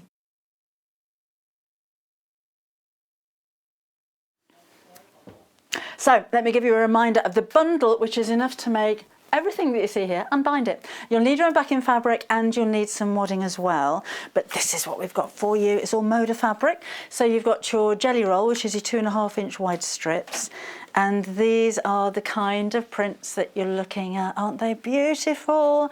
They're absolutely dateless, classic colours. They're neither spring nor summer. It's going to be something that you can have in your bed all year round. Of course, you've got wall hangings. You could be making cushion covers and table runners and bed runners. So you're learning lots of techniques when using your jelly roll, which you can create this with, or you can go for a couple. You could make loads of different things. So there's the jelly roll and your binding fabric and your cream fabric there. And of course the book. And the ladies responsible for the design is this one. It's £14.99. So you're saving £1 off the usual. So jelly roll quilts in a weekend. Lots of very simply explained, well, there's 15 quilts, lots of diagrams as well, so they're very, very easy to follow. So even if you're a new quilter and you think, oh no, I won't be able to do anything like that, try. And Sally's quite right. This is called jelly roll quilts in a weekend. You don't have to make them in a weekend. Spread it out over a few weekends. Come back to it and enjoy the process. That's the main thing, isn't it? Okay, we've got one more live hour for you here on Sewing Street, so we'll go to a quick break and we'll see you again in a few minutes.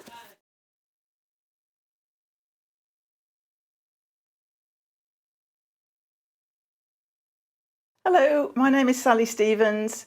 I'm from Worcestershire, a little town called Upton-upon-Severn, which is a lovely little riverside town. And not far from there, I also have a little sewing studio, so I can work and leave all my mess left out when I'm preparing projects and quilts and so on. My speciality is, in fact, quilting, patchwork and quilting, and I probably started that when I was about 14 years ago. So as I often joke, that was only 7 years ago. In fact, it was rather a lot longer. But I've always enjoyed crafting, and patchwork really hooked me, and I love it. So now then, what can I tell you? Something you may not realise about me is that although lots of you have seen me many, many times on Sewing TV and at classes, because I teach as well, I also do a lot of unpicking. So don't be afraid ever. If you have to unpick things, so do we. It's not a problem. We all have to start somewhere. And sometimes you get a bit cocky and think, oh, I can just do that without pinning or without this. And then you think, should have paid attention to my own words. So some sewing tips for you. That's one, keep a seam ripper handy. That will always be your friend. And another one that I think is very important, whether you're a beginner or more experienced, when you're sewing something, particularly for the first time, a new technique, slow down. There's no rush, it's not a race. Have a little practice with spare fabrics if you've got them before you use your best fabric that you've just purchased so that you get your techniques just right. But also slow down, take your time, watch what you're doing, think about what you're doing, and read the instructions. That's always very useful. So what can I say? I've been asked to say what my claim to fame might be, and I would have to say, in all honesty, being on Sewing Street.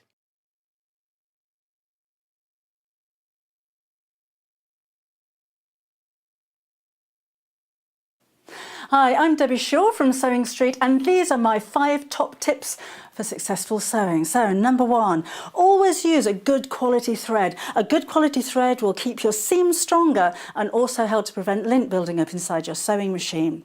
Tip number 2, if your project isn't going quite according to plan, put it down, walk away from it, come back again the next day and you'll probably find that things don't seem half as bad as they did. My tip number 3, never throw away your sewing machine manual, always keep it to hand because you're going to find hints and tips, techniques and troubleshooting in that manual. You'll miss it if you lose it. My tip number 4 is to read your pattern instructions before you even cut out your fabric. Different manufacturers of patterns will give you different instructions, different ways of constructing your garments and different seam allowances. So to have a successful garment, you need to follow the instructions precisely. And then tip number 5 is don't give up. Every professional sewer sewed their first seam. Every professional quilter quilted their first quilt. Every professional quilter sewed their first line of wonky stitches and had to get out the quick unpick. That's no different to you. So I hope you find these useful. If you want more hints and tips, then why not go to Sewing Street on channel 74 on Freeview, on Sky 670, and of course we have a YouTube channel where you can catch up on previous demonstrations. We'll see you soon.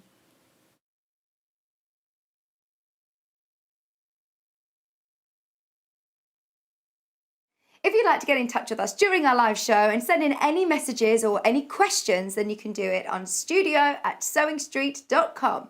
Alternatively, you can message us on our official Facebook page.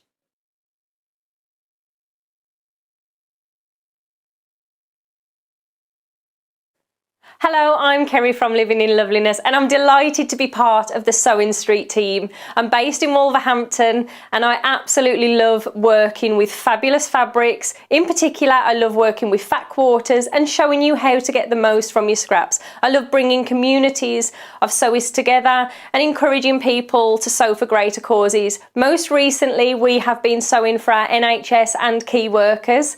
I look forward to bringing you hints, tips and techniques. I'll see you soon.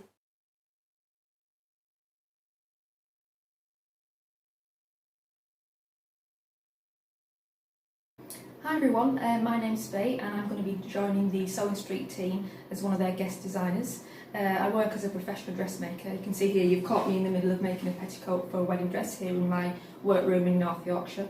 I started off in fashion design, studied that at college, and then I actually made the move into costume. So I've actually spent several years making costumes, quite high-end costumes for both television and theatre.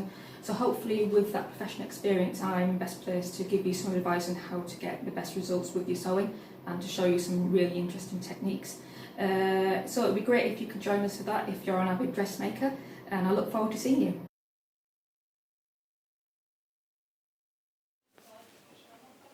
And welcome back to Sewing Street. This is our final live hour. There's still another hour of sewing afterwards, so don't disappear off just yet. We have a brand new range of fabric for you. We've not brought you these Daisy May designs before. So we've taken the whole complete collection and put them together in a mega bundle. Now they are available individually as well. I'll take you through those in just a second. But you normally get a better deal when you go for the lot. And I think there's something very special about having a whole collection of something, isn't there? You've got everything that matches and mixes together beautifully. So let's take a look at what you're getting. Aren't they pretty? Little ditzy flowers. Have a look on the website if you want these individually on their own. They're available. But really pretty, delicate flowers, and you've got a touch of navy blue in there as well, which just works really, really well. But it's a very soft, very elegant kind of design, and methinks. Now these are a brand new company, which is called Poppy Cotton. And we've actually got a little bit of information you might be interested as well. There were two ladies who were friends, and they started the company. And there you go, look, their two friends dreamed of starting their own fabric company, and it was a passion they'd shared for some time, and it was something they both knew they were made to do. It takes a lot of gumption and guts to turn your dream into a reality, but together they knew that they could do it. This is how Gina Barney, quilting and clothing designer and instructor, and Laurie Woods, who's an illustrator, artist and designer, came together to form Poppy Cotton. And together they share their passion and joy that comes from creating, and they are loving what they do. It's like the dream story, isn't it? It's you know, you and your mate sitting there doing a bit of sewing, saying, "Oh, I'd love to own my fabric company and design fabrics," and then they did it. Laurie Woods, the designer illustrator, has also worked with Riley Blake, so very well renowned designer. This is the same print as the one we've just seen, but with a different colour in the background, and it doesn't have the navy, so it's a lot softer, it's a lot more delicate, is this one. And again, we've got 100% cotton, quilting weight cotton, and it is 112 centimetres wide for each piece. 6 metres altogether in this bundle for £82.99. Then, actually, we've before we go through all of them, we've got some ideas for you as well. We've got a little picture of their Instagram page, so you can follow them on Instagram. So, quilting, bag making, I think they have quite a distinctive style, don't they, as well? So, although that's not exactly the same range, it's the same kind of tones and colours that they've used. So, do pop along to their Instagram page. If you haven't joined us on Instagram yet either, do give us a follow. You get a notification every time we post something then. So that's your first two. And then, again, really soft cut. There's a lot of kind of blue and peaches in this one. So if you do want them individually, again, they are available. So for this one, you would need a WYYH30. Really pretty, and you know, any kind of bundles that you buy together are designed to be, and it is a collection, so you know you've got exactly the same colours, everything's going to mix and match. You could dive into this bundle and put any 2 or 3 or 5 together, and you know that everything is going to match perfectly. It's just this one that you wanted to go for. It's £6.99 for half a metre. When you buy anything that's by the half metre, it means that if you wanted a metre, you buy 2, it comes in a 1 metre length, so they come all joined up. So if you want to do a bit of dressmaking, or if you're not a patchwork and quilter but you want to make homewares, then these are perfect. And a quilting weight cotton, yes, you can dressmake with that as well. But again, like I said in the previous fabric show, I would make something a little bit more structured. You don't get a kind of a flow and a drape with quilting weight cotton. This is the same print but in a different colour. So we have JGYH68 as your item number for this one. Doesn't it look different? But don't the two go together really well? If it's just those 2 pieces you're going for, then you're going to have a lovely garment or a cushion cover or whatever it is that you're making. So this one's your daisies on navy, I think. And then here you've got this really lovely peachy kind of colour, but it is the same print. Same price again at £6.99. It's a really lovely quality as well. It's not kind of scratchy. It is a very soft fabric. It's going to be lovely to work with. Okay, nice to see something new as well, isn't it? Right, this one is USYH17. And it looks black, but it is a very dark navy in the background. So, again, matches with your navies. We don't have as much stock of this one. Look at the selvage on there as well. It's got chickens on it. So save your selvage on that one. It's a pretty selvage. Sometimes they aren't, but this one's really pretty. Oh no, some selvages I wouldn't entertain. And some I just think, what can I use that for?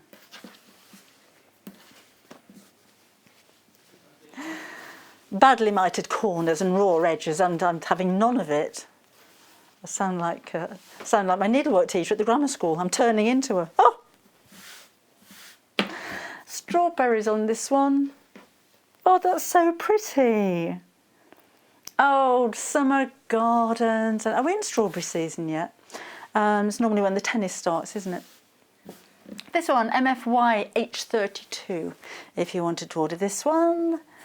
So pretty, and the detail on it's really quite incredible as well. The tiny little seeds on the strawberries and the little kind of berries on the trees there. Isn't that gorgeous? Oh, strawberry season. Well, it should be strawberry season now because apparently Wimbledon should be on now. They could play without an audience though, because they're certainly more than 2 metres apart. Oh, mind you, balls. Yes, you'd have to sanitise the balls every time they hit one. I don't know. I don't know. That sounded like my mother. Right, same design again, but this one's on the white background. But even so, that was a bit close, wasn't it? They do go together. But really pretty design. Little girls' dresses would look lovely, wouldn't they? Or with hairbands and little rosettes. And do we do bonnets these days? And maybe a little gardening apron. A boy's shirt, nice summer shirt with short sleeves would look lovely. Oh, if you're making strawberry jam, you could do some lovely jam jar covers, couldn't you? Maybe put the cover around it and then one of those mop hats, like a shower cap on the top. There we go. Wicker basket linings. Might do one of those one day. I have all of these plans and then we just run out of time. We've got chickens, rabbits and butterflies here. So this one is HAY H48. Chickens with flowers on, look. And they're not rabbits, they're hares, aren't they? So pretty. I think hares have got bigger ears and longer legs. And they've got flowers on them. Floral chickens. Bugger. So realistic. I've got baby chicks there as well. Look, they're really. Oh, those are the chicks that are on the selvage. There, that's where they came from. I do like that one. Anything with chickens on. And we've got another colour alternative for you there as well, with a dark blue in the background.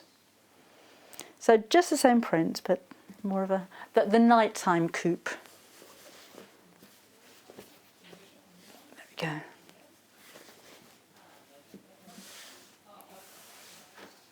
I do like that one. So LWY H91 if you wanted to order that one.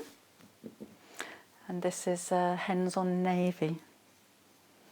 But it's the strawberries there as well. So everything ties in together. And again, colour-wise, it's just perfect. What a lovely range. Oh, I really like this one. Now they are a relatively new company and certainly new to us here at Sewing Street, but let's get excited about what they're going to be bringing for us in the future. Beautiful. Right. Oh, I like this. Oh, now then, I'm imagining pinafore dress with broderie anglais lace across the yoke and around the hemline. I think that would be so pretty. Oh, I love this one. And the colours, everything, is just so soft and so detailed and so delicate. So I'm imagining that maybe with a bit of gathering around it and skirts or little aprons with big patch pockets on the front in a different colour. That would look lovely. Oh. Now this one is HRY H40. And you've got thistles there, look. So thistles and poppies and daisies. We've got a couple of colourways in this one. But I like this one. I like this one better. Out of all of it, you've got to have a favourite. I do have a favourite. That's so lovely. Little blouses with puff sleeves and a Peter Pan collar. Little piping around it. This is on navy. So you've got just the same print, but doesn't it look different? This one is XQYH67, but they go together so well, don't they? So again, it's just pretty and delicate, and you could almost, if you wanted to, cut those out and use them as borders, couldn't you? That would look nice around a small quilt. Maybe you're quilting, I don't know, a pot holder or a placemat or something, just a little, or have that in the middle and then use one of the paler ones as a border around the edge. That should look nice, wouldn't it? Make a mite of the corners. So that's flowers on navy, and all by the half metre. They're 112 centimetres wide. They've got lots of fabric there. Ooh, ooh, can I use some? And finally, in the whole collection, is the flowers on the white background. So again, it's the same print, but in a different colour option. Tiny, tiny little petals, like the detail on there is really amazing. That adds to the quality. You don't just look at the quality of the actual fabric and the fibres, it's the quality of the printing that matters as well. And this is excellent. Again, they're £6.99 per half a metre if you buy by the half metre. But if you just love that range and you want to invest in something new, there's no reason why you couldn't make any of those jelly roll quilts out of these. You don't have to have a jelly roll to make a jelly roll quilt. You just cut them into 2.5-inch strips. So you could use these with the book that we had in the previous hour and make a fabulous quilt. So £6.99 for a half a metre, but if you wanted to go for the whole bundle together, there's 6 metres in total for £82.99. Lovely. I like the strawberry one as well. I like all of these. There's 12 half metres there for £82.99. 6 metres in total. We've got some of the fabric that would mix really well with those as well. Just FYI, just to show you. Look. Doesn't that go so well? Have a look on the website for blenders and other fabric. Imagine that goes well. That's nice.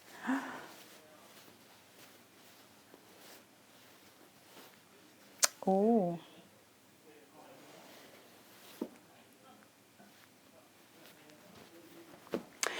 Okay, so I'm going to use, or should I use that? They're both code, don't they? I'm going to use my favourite one, and then I'll need a contrast colour. What do we think? Are we going to go for the coral, or are we going to go for the peachy one? So that, or that. Oh, so this, I think I'll do this one. It's a CGLJ79. If you wanted to go for that one. Pinks don't go for pink, but the coral and the peach go really, really well. Oh.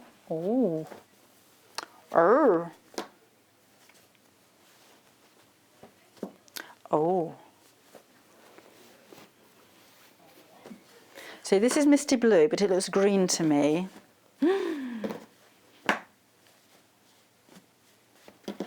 That's nice as well, isn't it?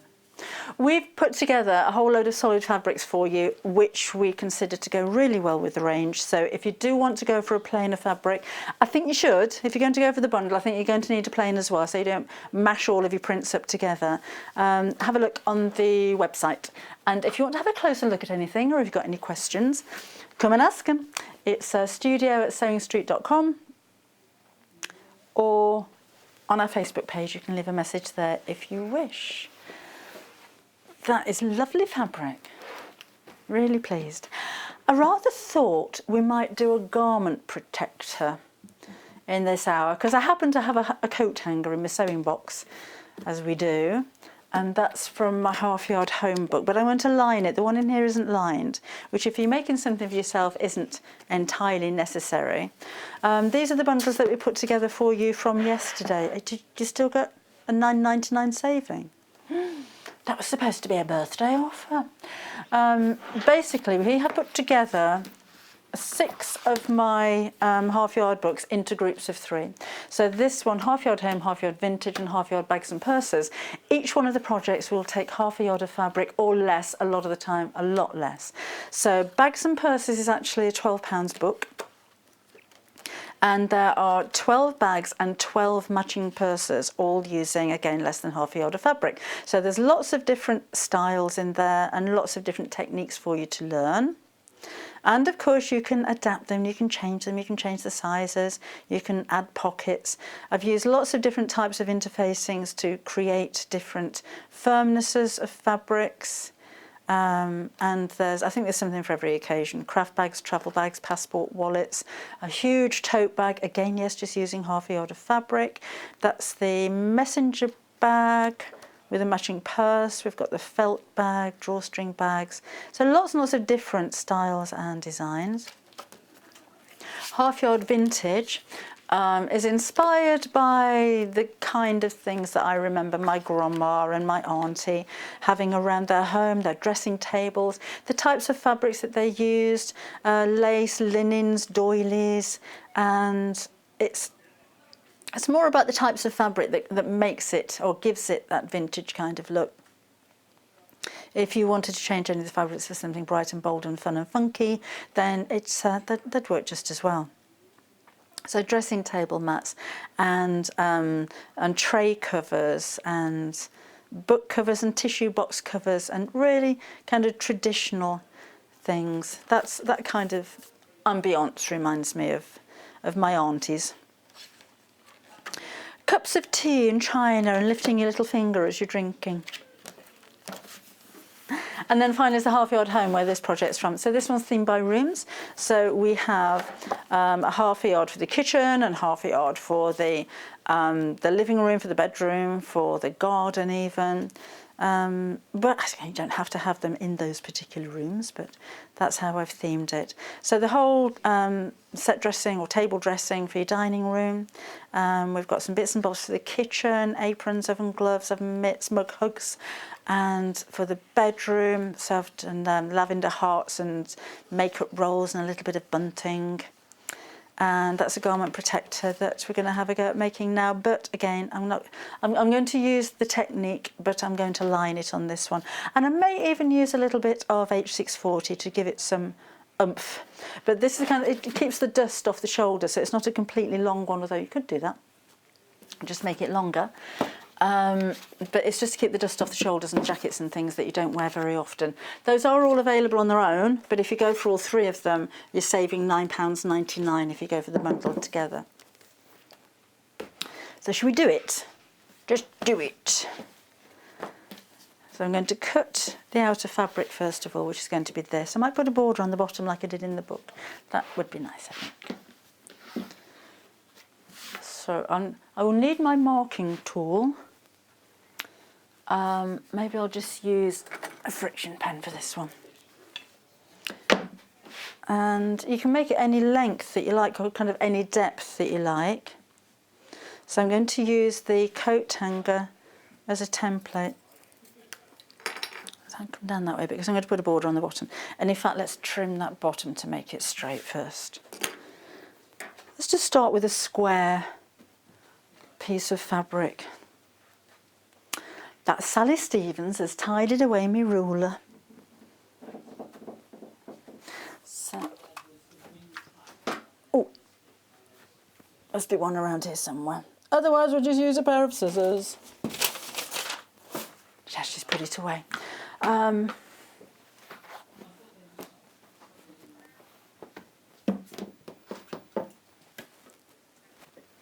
well, I'll use a pair of scissors instead. So I'm just trimming across the bottom to make it straight. So I'm actually using the guide on the mat, even though I can't see it. There we go, that will do. Not quite straight. I'll try and trim it down later. Oh, it's not straight at all. Look at that. That was a bit rubbish actually, wasn't it? Let's try again.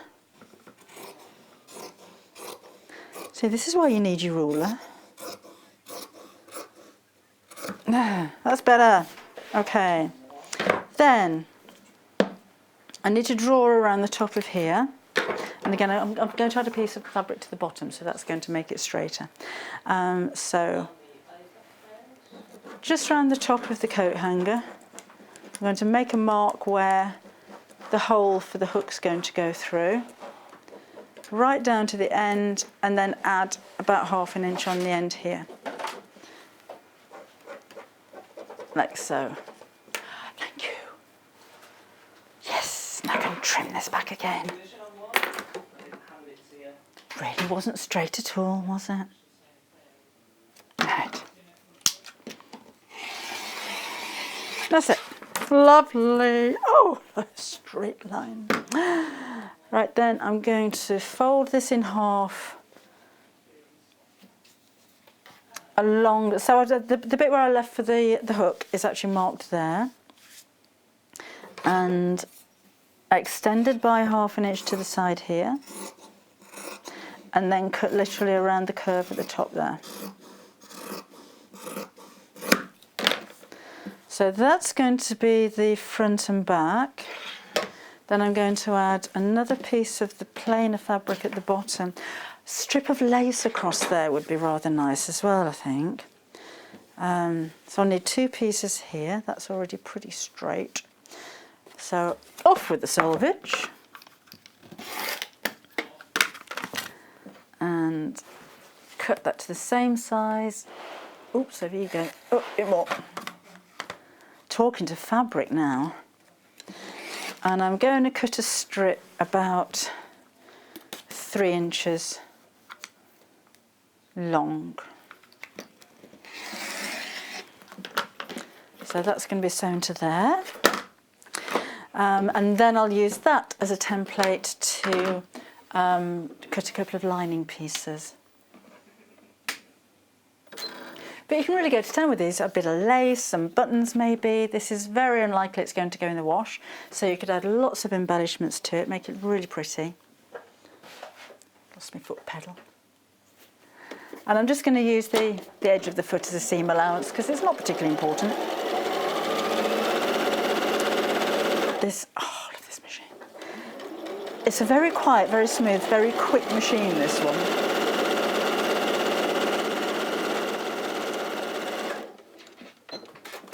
Same on this side. I might put a little bit of trim. I haven't got any lace with me. I think some cream or ivory coloured lace would give it that vintage look. Put some binding around the bottom. So you take ideas and just change them up and make them a little bit more personal to you. So once you've got the template and you've got the idea of the way that things work, oops, then you can, I didn't put the iron back there. That wasn't my fault. I'll just try not to get the plastic bit on my work, on my work. Honestly, I get to this time of day and then the words just come out wrong. I don't know what happens.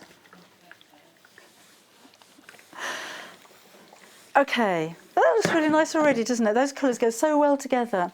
Let's put a strip of, I'll just put a strip of this fabric, and so I'm not cutting into any more of the new fabric. So we'll make this as if it's a piece of bias binding. I'll just do it on one side, so we'll just have it on the front.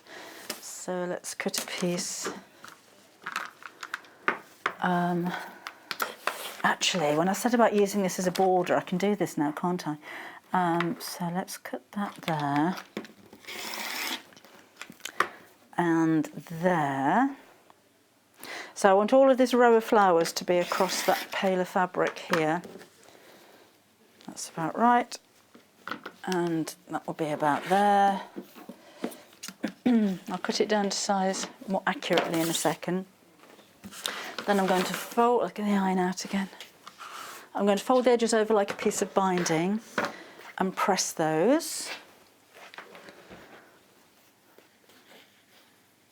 Like that. So just to the top of where the flower print is. So I'm having a nice little border there. I'm going to use a little bit of best press. Oops. Oh, no, not that one. Or that one. You get different degrees of squirtage. I used rather a lot with that one. But see, I get a really nice crease there. That is rather wet. It doesn't damage your fabric or anything, but I don't know if I want to sew through it. Okay, so that there. So I should just have a nice little border with a row of flowers. And the best press has kept the crease in there. And it's made it a little bit firmer, but that wasn't why I wanted it for this one. I wanted it to stay creased.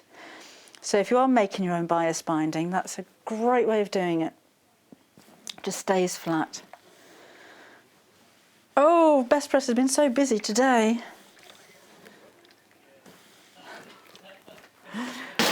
So I've got that. So you can see I've just got that little row of flowers now. That's really pretty. I love this fabric.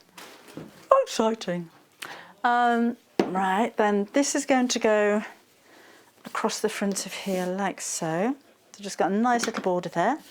To hold that in place, I'm going to use a bit of 505.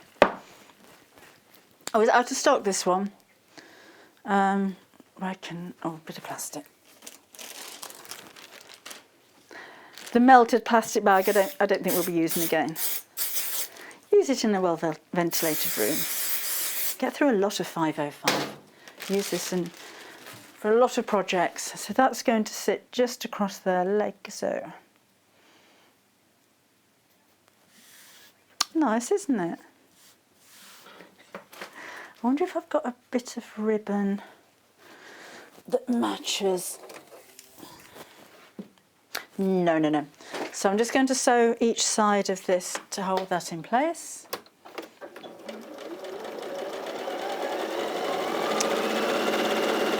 thought a little bow on the side might look quite nice, but I think if given more time, if I haven't got anything that matches perfectly, I'd make a very thin tube out of the plain fabric and make a bow out of that. Just to one side, just add a little bit of interest. And while I'm here, because I've sewn, or I've top stitched this piece in place, I feel it needs some top stitching on the seam as well. So again, I'll just do the front side for now. You can do both if you want to do at home. So it just echoes. I like a bit of top stitching, just like I like a bit of mitering, because it gives your work a finished look, a more professional finish. Right, I'm going to use this as a template for the lining. So the one in the book hasn't got a lining, so it's a very, very simple project. But if you just wanted to make it a little bit more substantial, then a lining would be a good thing to do. So off with the selvage. And straight lines with the ruler and mat. These are all available on the website. This is a Janome ruler. We've got lots of different brands. And then I'll trim around the top here. Like so. Remember, this is all new fabric, the Daisy May range, from a relatively new company. It's so pretty. Right, let's have a think about this. We need to sew the lining right sides together, and I'll need to leave a gap in the top. So I'll just crease that. That's where the hook's going to go on the coat hanger, and I'll do the same on this bit. So with the one in the book that isn't lined, I just sew the two pieces right sides together. But this one with it having the lining, I think I'll do that. We'll do it like we're making a bag. So I'm going to sew the bottom of the lining to the bottom of the outer fabric. That would be right sides together. This is a plain fabric that doesn't really have a right or wrong side. So it doesn't matter which way around it goes.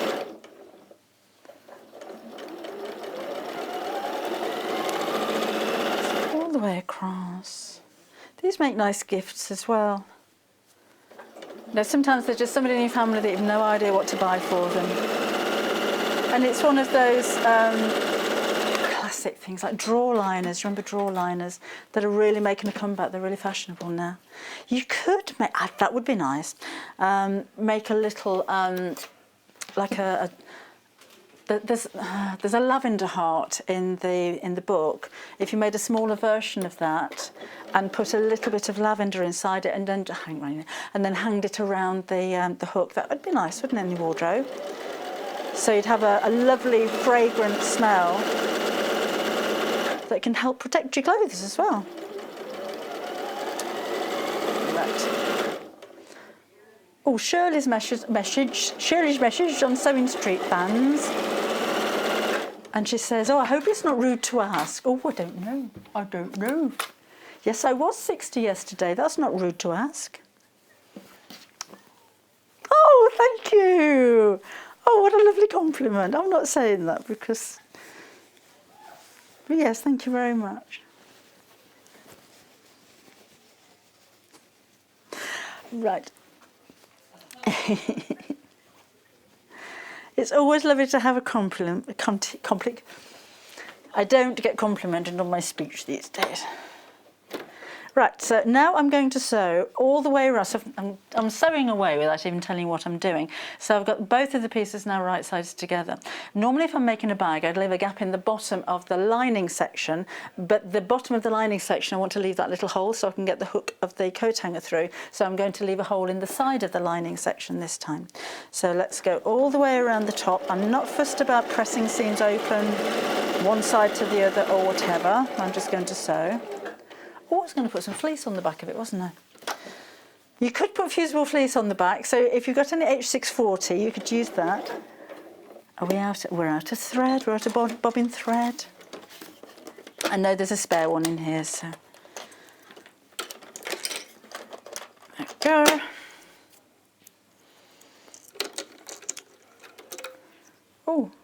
Oh, knotted. There we go. Unknotted it. That drops in there, that goes around there, and then there, and snips it off, and that goes on there. And then we can sew. That was a good point to run out of thread. You know, before you get to the end of a really long session and then realise you haven't actually sewn anything. All right, so away we go again.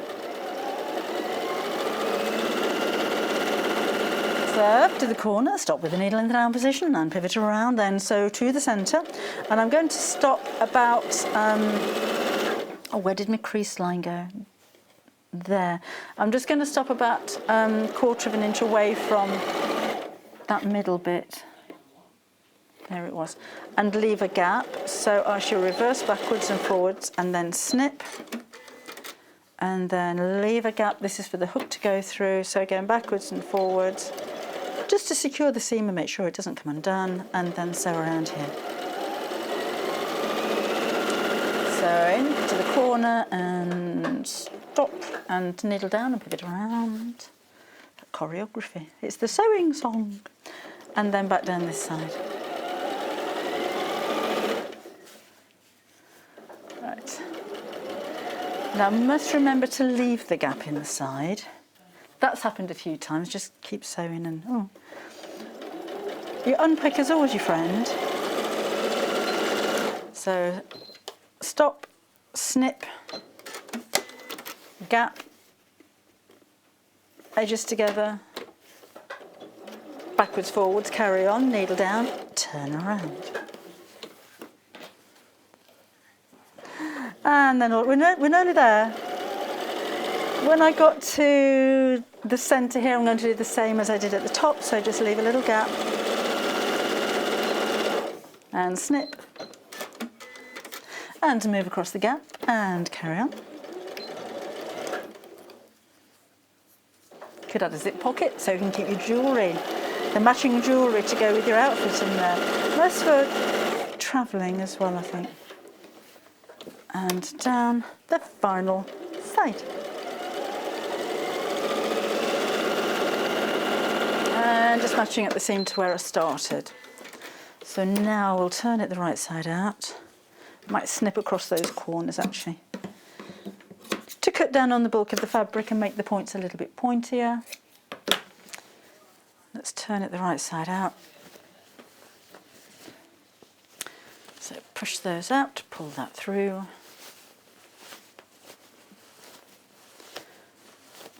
Like so. So I'm just pushing out the corner, like so. I will sew together the opening there. I don't normally do this bit, but I only realised when we had the competition. Oh, we're going to do competition winners, weren't we? Oh, lovely. We've got those at the end of the day. Yeah, there's a lot of people who have won things that I'd made, and I did have to go through and check that holes have been sewn up in the bottom. I thought, actually, you may as well just do it properly, just in case one day you do a competition again and you end up winning something and think, well, she didn't make that very well, didn't she? She never finishes anything. Right, let's give this a press. That's pretty. So into seams around the top, then we'll push the lining inside, and I'm going to press that. I'm going to press it before I top stitch around the edge here, because that'll be a nice little finishing touch. So we'll push that inside there. Although the lining's kind of going in upside down when you think about the way we're making bags, it's not going to drop down because I've got that little hole in the top. So the coat hanger is going to hold the lining in place, basically. So let's get that seam right on the edge, like so. Or maybe roll it slightly to the inside so you don't see the seam on the outside. And the same here. only by, you know, 1/2 millimetre or something, just to turn the seam slightly to the inside so it's not going to be seen. And then we'll press into the corner here and press into this corner here. And then we'll top stitch around there. So give it a nice little finishing touch. That didn't roll in very well, did it? I'll get the best press out again in a minute. And then we'll sew.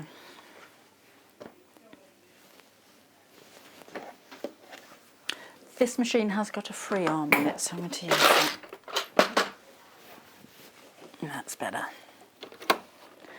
And just a top stitch close to the edge. Go on, and you go.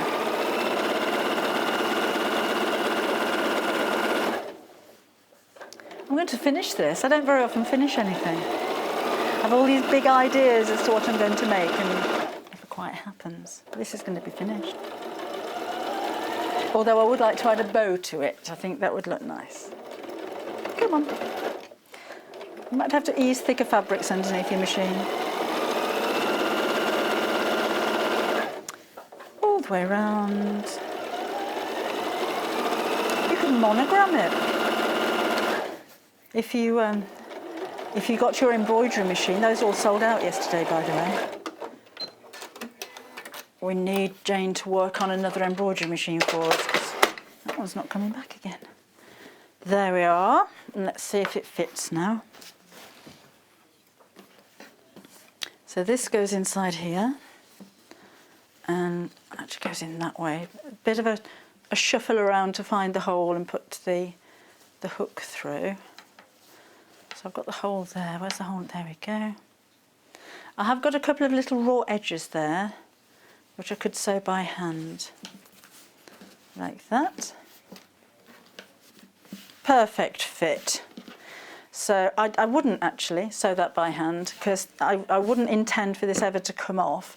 So what I would do would be to put a ribbon around the top, nice long tails on there, and actually physically glue it with a hot glue gun or my HT2 glue to the top there. Otherwise, you can hand sew, so you're sewing that hole really, really close to the coat hanger. Then that just goes over the shoulders of your garments and keeps them dust-free when you're not wearing them. Finished! Going home then now. That's from Half Yard Home, or similar to the Half Yard Home project. We've got another bundle for you as well, which has the Christmas one. So again, these were, this was a birthday offer for yesterday, but we've kept it for you. So we've got 3 books again, Half Yard Christmas, which is a £12 book, and you've got Gifts and Half Yard Kids, which are both £9.99, and you're saving £9.99 when you buy the whole 3 together. All of these projects again are using less than half a yard of fabric. So let's have a look. Shall we look at Christmas, seeing as we're almost there, aren't we? They're in here. It's themed again, so very much like with Half Yard Home, I've got different themes for different styles of Christmas decorations. So tools and things that I've used are all explained right at the beginning. Any kind of techniques, hand sewing and things like that are all there. Adding bias binding, and then we're on to the first chapter, which is a rustic Christmas.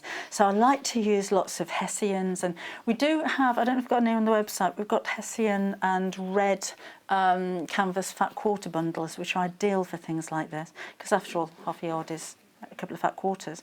So there's the advent calendars, bunting. Some projects you don't even have to sew. That's covering polystyrene balls and cones in string, but it gives a rustic look to your Christmas tree, to your Christmas decorations. And we've got the wreath.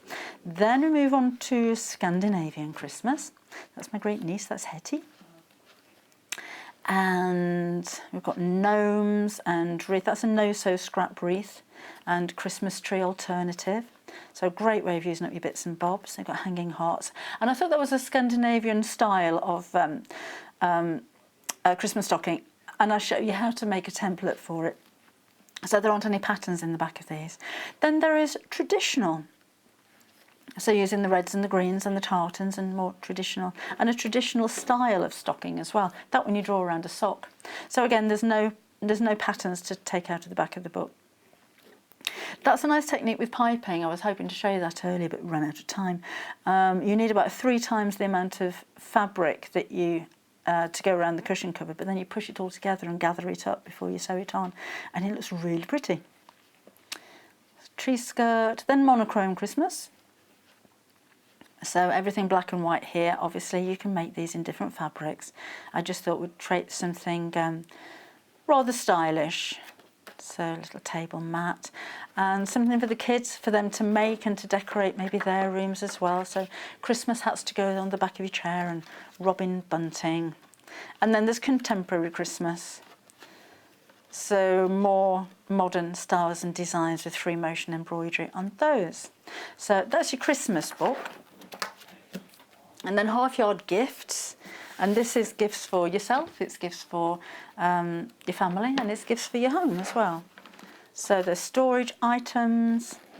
Oh, that's like that's chenille fabric slashing, but it's just done on strips of fabric instead of cutting the whole cushion cover. So it's just kind of ruffled up and scrubbed with a scrubbing brush basically.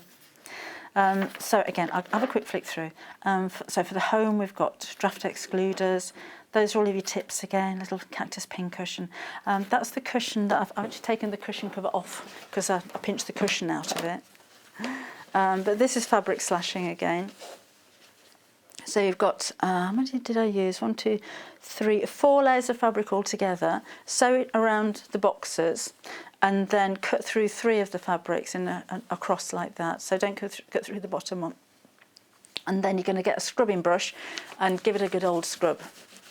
And because you're cutting this on the diagonal, you're cutting on the bias, so it's not going to fray, it just goes fluffy. But it leaves a lovely texture, it's something that's a little bit different. So that's the cushion cover, with mitered corners on the border, I have to say. And then a little purse to match. Excuse me. We've got a rustic flower pot and a string of chicks and paperweights and makeup bags and little aprons. I mean, you could make those bigger using the same technique, but I'm using half a yard of fabric, so it got as far as a 10-year-old size there. There's a wallet and storage for the back of your door and somewhere to keep your tablet. So that's gifts. And then one of my favourite books, favourite to make things and favourite for playing with things that are in here. It's Half Yard Kids.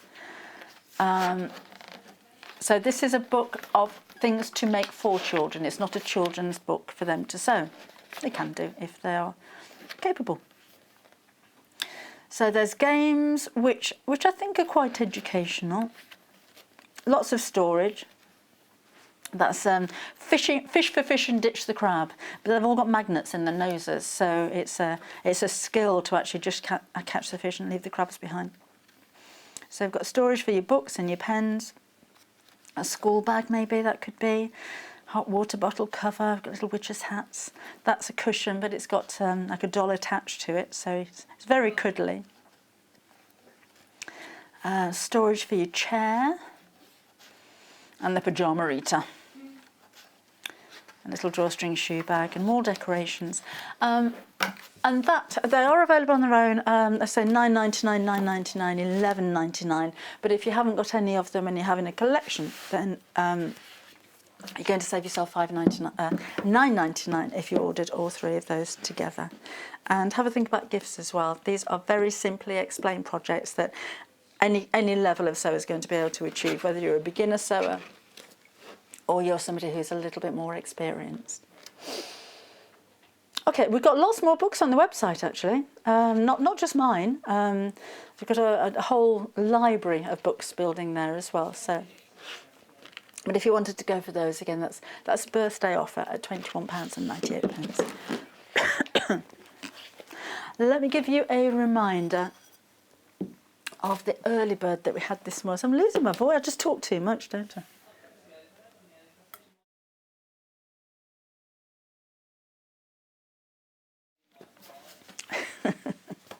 It is my job talking too much. Poor old Carrie. When I've had a long stint, shall we say, of talking, I'll get home and say, "Have you had a nice day?" I don't talk. Don't want to talk about it. Don't want to talk anymore. These are 3 Moda Maui fabrics. They are batik, so everyone has been individually printed using a wax technique, but it means that every one of them is going to be different. So you'll have a similar pattern, you'll have similar colours, but everyone's going to be very slightly different. And it's quite nice to work with something that's unique, isn't it? So saving £4 off the usual price, and getting 1.5 metres in total for £22.47. But we were saying earlier on, Maui's an island near Hawaii, and of course all of those islands are volcanic. So you've got the volcanic eruption colours, and then you've got the colour of the sea and the sky in the centre. Oh, I'd love to be there. Sally, who was in earlier on, was saying, "Oh, I've been a couple of times." And I said to her, "Is it white sands and palm trees, you know, like you see in holiday brochures, and the palm trees bending over and kissing the sand, and the sea and the sky blending into one, not a cloud in the sky, and the sun beating down, factor 50, of course, I'm being safe, and then tequila sunrise." And it's going to be a while, I think. That's not the kind of thing that you can recreate in the back garden, is it? You never know. It has been quite warm, we just don't have the views. And the exotic birds, beautiful flowers and foliage. I'll show you the size of these. They're 112 centimetres wide, which is this. And it is a quilting weight of cotton, but you could make a sarong. Now these are pre-cut, so if you wanted to make a big sarong, you didn't have to join them all together. Because if you order 2 packs, they will be pre-cut into your 1/2 metre lengths. You can make an unusual patchwork quilt, can't you? So that's your early bird. Early bird, basically, if you haven't, well, if you're new to us, we bring you a special offer at 8 o'clock in the morning when we go live, and reduce the price of said item for the rest of the day, or while we still have the stock. So while we have the stock of these, you've got a £4 saving. Let me give you a reminder. Have a lovely look at this best press.